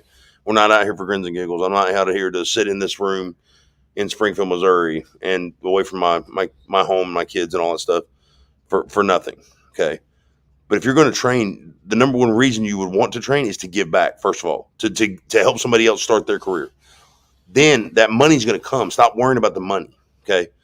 When freight starts picking up, everything starts getting better. That money's going to get better and better and better and better. You keep your head down and keep it focused on making that operator the most efficient, safest operator on the road. That money's going to come. It's not going to. But once you start doing something for money, that's when the misery starts. That's when you hate what you're doing. That emanates to that person that's in the cab with you, causes a lot of conflict, causes a lot of issues. That's the last thing you want. You don't want that with somebody in an 8x8 rolling cell. Can you read that one, the GH one? The Prime training? Yeah. Prime training program is absolutely immoral and irresponsible. Even if it was, what are you doing to be better? That's what you have to ask yourself. What are you doing to be a better trainer than everybody else? Well, I want to know. I want to know what GH. What do you do, and how was your experience going through the Prime training program? I want to hear about that. Seriously, that's a serious question. I'm not being facetious or sarcastic. I want to hear how your experience was through the Prime training program. Whether you were a trainer or whether you were a trainee, I want to hear, or both. Which one? The NJC one. If I put someone to drive my truck like Junior, who pays for him? Me or him? Well, if it's your truck, you're paying him. If it's if Junior was a trainee in your truck, you're paying him. If you're not a company driver, you're a lease guy. You don't get no cutbacks on that. Prime doesn't pay for anybody unless you're a company trainer. I don't think that's very nice. What? Whatever they wrote there. What did he write? Oh, what did they say? Do flatbeds get to transport No, military equipment? Junior Asla Punta Mi Hermana. What does that mean? Did he just call you a bitch? No. Okay. Do flatbeds get to transport military equipment? I don't think we do any military stuff. We don't do any. Not anything major stuff. Department of Defense, DOD. We don't have a DOD. I took air conditioners to an army base. Yeah. Technically, that was military equipment. It was going to a military base. Steel building stuff. Yeah. No, not any of the cool stuff though. No rockets or anything like that. So I've got a friend of mine, and he's in the live. I'm 100% sure why he didn't just comment, but so hold on for 1 second. Also, he says, "How does Prime make any money with its best and brightest sitting in the terminal?" Are they talking about us? I was going to say, "Where's the best and brightest? I want to meet them." Angel, please step over here. Right. Yeah, there you go. Everybody give a round of applause. All right, go ahead, Austin. Sorry. So he asked. We both went through the PSD training together. Him and his PSD trainer went out on a load, Arkansas somewhere, whatever. He ended up getting a critical event for going too fast on an on-ramp.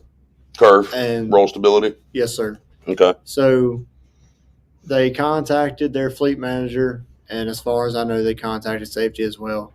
Okay. They told him that it will not be held against him in the TNT phase, considering he did not have a CDL yet. Now that he's in the TNT phase, they're holding that against him and issued more miles. What are y'all thought? What are y'all's So he had an incident in PSD. Yeah. Correct. And now he's a TNT, and they apparently he was automatically added more miles. Well, apparently he was told it wasn't going to affect his TNT mileage. Well, who told him that? Who told him that? That's what I was about to ask. Apparently, fleet manager and safety. Who told him initially that it wasn't going to go against them? I want to say fleet manager initially. Okay. Oh, that's where he messed up. Number one, document everything. Yeah. Document everything for your email or QC or your app. Do not phone call stuff like this, guys. This is 100% accurate. You need to document everything. And the fleet manager is not going to be able to give you that answer because at the end of the day, it's what safety says. Well, he might have shot the answer off the cuff, initial comment, and then safety got involved. Yeah, but they got involved. Yeah, he should have after the fact, and he should have let him know after the fact. Then, but guys, you got to have it documented. Documentation is everything. I think your buddies should reach out to the fleet manager and safety together in an email together. No, it's too late. Explain it. Explain his side, whether it's worth a shot. If they say, hey, you know what, I do remember that. That's my bad. I'm sorry. They might say, hey, look, that's on us. We're you get sorry. One critical event, but you're gonna have to do the miles. And but what's it worth? Is it worth him? Is it worth him quitting over a little bit extra miles? Oh, absolutely not. Okay. It's way past my bedtime. All right, guys, we're going to go 7 more minutes. We've been on this live for like 10 hours. So Prime is not focused on good training. They only want cheap teams to run cheap loads with very little liability. I must disagree. Well, GH, you still haven't answered my question earlier. I want to hear about your experience with the training for Prime. I want you to tell me who hurt you in the training program. What's their name? Okay, so that was read that 96 Alonzo. I'm the friend, and the fleet manager had told my trainer that I wouldn't be held against me in the TNT phase. Okay, he's the friend of Austin. Okay. Now I'm in the TNT doing more miles. Oh man. So yeah, you got to get it in documentation. Outlaw. You don't do this over the phone stuff, guys. You get it written down. Document everything. I've never heard of that though. I've never even thought about that. Like if you do something wrong in PSD, because you don't ever hear of anyone doing anything wrong in PSD because you're just driving with the trainer in the front seat. It's a human tendency to not announce your mistakes. No, I don't know if I'm I not agree with saying like that. if that's the case that they added more, time or whatever. I don't know if he should have been penalized for it because he doesn't even have his license yet. I agree. But once again, this is all speculation. He could be lying like Austin was. Right. Stop playing with me. Sure. Oh, Jesus. It's us Louisiana folks. Yeah, that's what it is. That's what it is. All right. Sheesh. What is the total price of a truck when leasing? It depends what you get. If you get a I can tell truck, you what get a new truck. I can tell you what the total price of ours was. You got my phone real quick. What did we do? We paid like $6,900 in extras, or was it $6,200? I can't even remember anymore. All right, so we paid. I'm gonna say 69. I'm gonna take the high. 6,900 in extras plus 9,000 down. All right, that is. You can't figure our truck payment every week though, because there's a lot. Is there anybody still even payment. on here? Like What do you mean? 39 people. No, the cost of the truck, not our permits and all that, just the cost of the truck. So $15,900 after extras and down payment and everything is what it costs to get the truck to the yard. Oh, doesn't okay. say. You're gonna have $100. You're gonna have $100 title That's transfer not at the for end. everybody, though. We did extras I'm telling you what ours is. Yeah. Okay. I was gonna say, So that's we did $16,000. Okay, that's with our extras. That's with our down payment of $9,000. That's with our $100 balloon payment, so $16,000. Now, remember $16,000. Our truck payment is roughly $1,367 a week for 3 years. So 52 weeks times 3, $213,252 plus $16,000. The total out the door price for the 2024 Peterbilt 579, fully decked out the way we wanted it, is $229,252. Right there. That's a brand new truck, and it's paid off in 3 years. And if you went outside, say you had outside financing, you go to Peterbilt and you're going to buy a truck, brand new truck. Mm-hmm. You're going to pay whatever the sticker price is.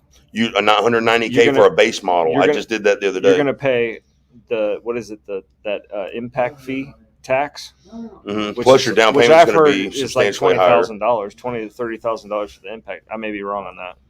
And your interest rate.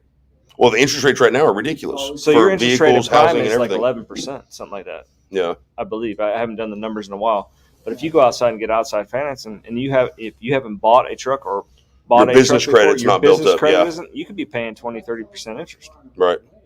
Not only that, plus your big down payment, but I'm saying total wise, you're going to pay a lot more than $229,000 for a truck if you buy it outside. So that was $229,252 for a truck, fully customized way we wanted it to, with our options that we could have picked from, and it's paid off in 3 years. And you're paying what, like $1,500 a week for the truck? $1,367. Okay, so a lot of people say, "Oh, that's way too much money to be paying a week for a truck," but you got to keep it.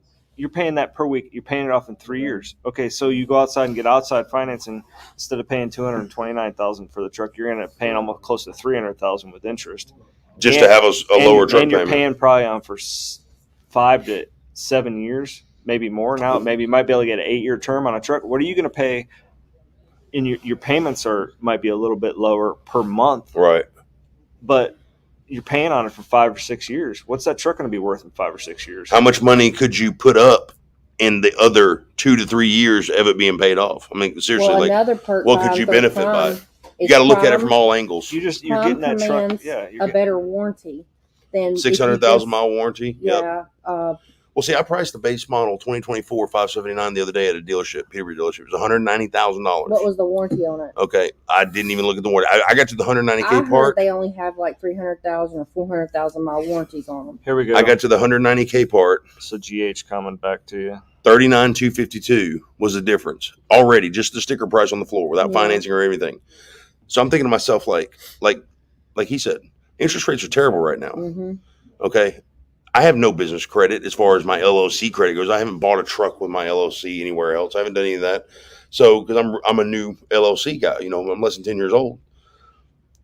Could I really, would I be able to save even close to $39,252 by going and trying to finance it through a Peterbilt dealership? No way. Well, and that was a base model truck. It had nothing in it, nothing at all.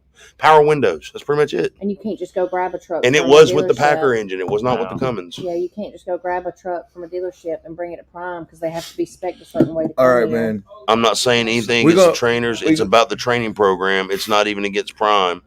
In such a messed up industry as You need to go to bed, Papa? No, listen, it's not my life, but we're about to end it in 1 minute.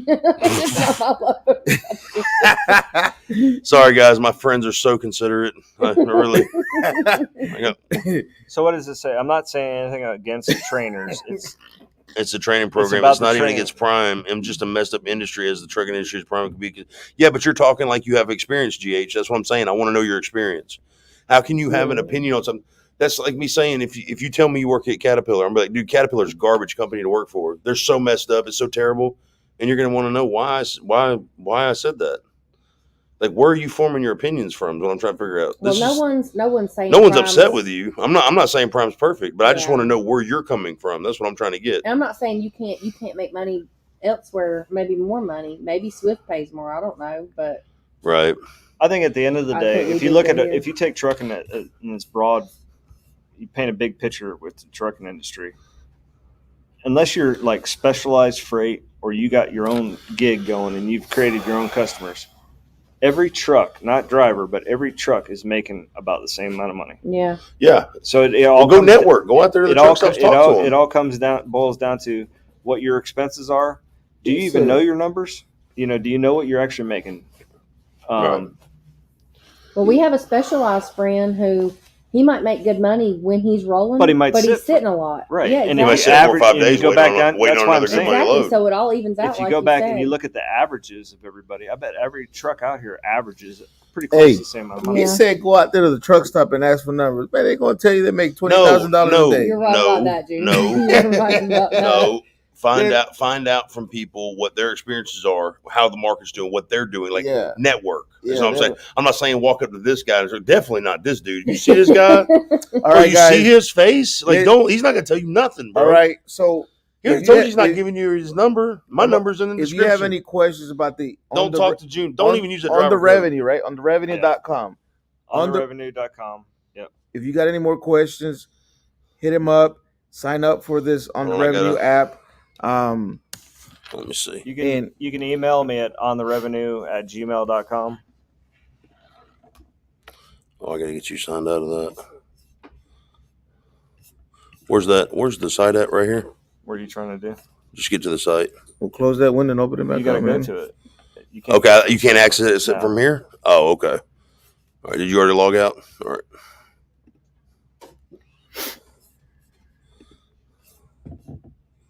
This is your site, guys. Trying to get it up here for you. No.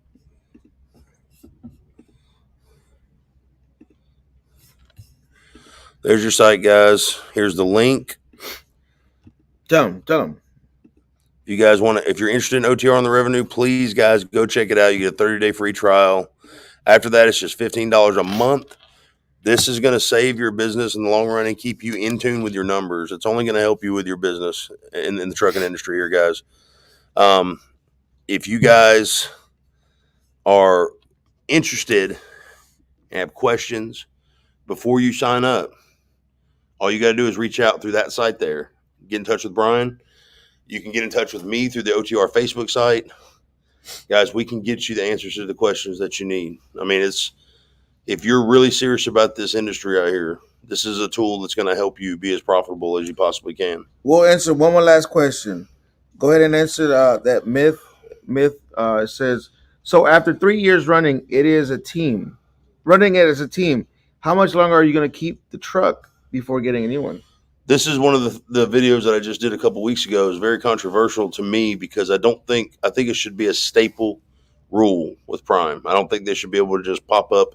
It's one of the things where I don't agree with Prime. I don't know that that's what he's asking. It is. He's wanting to know how long are you going to be able to keep running the truck here at Prime. That's exactly what he's asking. Well, no, mile-wise. I think he's asking how long we're going to keep the truck after. Yeah, after you rack up all those miles as a team driver in 3 years. 3 years. Yeah, what's the mileage going to be? Oh, I took it as how long are you going to be able to keep it at Prime? Yeah, no. Because there is a year thing, is what Will's talking about. No, where but they don't want to truck in the fleet. But he's just talking about miles. As long as the wheels keep turning, brother. He's asking what's the truck going to be worth? Is it going to be able to keep running? Oh, I don't know what it's going to be worth, but I know as long as those wheels are turning, I can still hit that gas pedal. It's going. Like as long as you maintain the truck and whatever, just keep running. Yeah, I mean, my thought is, he has a 2018 truck. There's so and he's still out here running. It works for different people. Yeah, but his miles. My thought is so low. lease purchase a truck, pay it off, and run that thing until you possibly can't run it to where it's not cost effective to run it anymore. Where you got too many repairs, your expenses are through the roof, your engine blows up or whatever. Let's put it this way: if you're spending more than what you were spending on a truck payment per week for that truck to stay on the road, right? It's time to get rid of it. You're making money. I can go home and sit for however long. My fixed costs are about $200 a week. Right. Yep. So you're saving money right there. I mean, that was like what was your truck payment before you paid it off? Well, my lease purchase payment was $1,000. But so let's say $1,000. Yeah. So if you go home for 4 weeks, you just saved $4,000 by having it paid off. My thought is, if you have a truck payment and you want to take home time, it doesn't just cost you what your bills are, but it costs you what your truck payment is. So it costs when I had you're paying your fixed costs on the road and your cost at home. If I took 4 weeks off, it would cost me $4,000 to go home, plus your bills at the house. Right. Yeah. So without a truck payment, I mean, there's so many different scenarios. You can say, okay, it's all about what works best. I'm going to run a truck solo for 3 years. But for us, we're going to run it till the wheels fall off. Well, we have a friend on Big Wheels that's got a Packer. All right, Junior's got to go, y'all. He's got over 1 million miles, though, on his Packer. I got 2 million miles on my truck, too. All right, guys. Yeah, if you guys got any questions, go to the website. Hit me up. You can't say that because one of your wheels already come off. Oh! Tired it. All right, we're going to extend it. Tired it. We're going to extend it. That was good. That was good. You had to get that last jab in. I think you did lie about that. I think you did it on purpose. You're going to need to carry your truck, Austin. All right, guys. On the revenue. OnTheRevenue.com. OnTheRevenue.com. Look for it on Junior Honduras' channel. He's going to be sponsoring this here pretty soon. Yeah, we'll see because I gotta figure it out. You gonna keep talking, or are you ready to go to bed, old man? Listen, hold on. I'm trying to close it out. I've been trying to close it out. So check it out, guys. MacGyver, right? Yeah, Brian MacGyver. Brian MacGyver. Thanks for. That's not my last name, but it is his last name. I gotta update that. Jesus, I got too tired for this. Brian MacGyver Brooks. Hey, his parents really loved him. It's my road name from way back when. Thank you for showing us that. Austin, congratulations on the upgrade. Yeah, good luck with everything. Don't get no Peterbilt, bro. Depends on what they don't get no Peterbilt. You're just extending it. Just close it out. If you're going to close it out, you're just extending it with that. You're not getting a Peterbilt, right? With your Peterbilt hate. If they have one, I'd like no, as a matter of fact, you keep Kryptonite's right outside. I'm sure he wouldn't mind. Yeah, you keep talking, I'm going to give you the international. All right, Will, thanks for having me on your channel. Yeah, man, thank you for being here, bro. Thanks for being here, Brian. Thank you, Austin. With the cable. Yeah. Junior. Thanks for giving us some I would like to overtones. Remind you who was the one that really watched your channel back in the day. It was me, not him. Oh, I know. That's because I was just like I am now. I'm doing all the work, so I didn't have time to watch the channel. All right, guys. Laughing somebody else's joke against me. All right. End it. How do you end it? All right, guys. Till the next one, guys. Stay driven, stay focused, stay loaded. God bless. Freight Skater and everybody else out. Yeah. Watch him smile. He's really smiling. Smile in the camera. Yeah. Look how happy you are. I'm just thinking about what Austin said. Your wheel came off.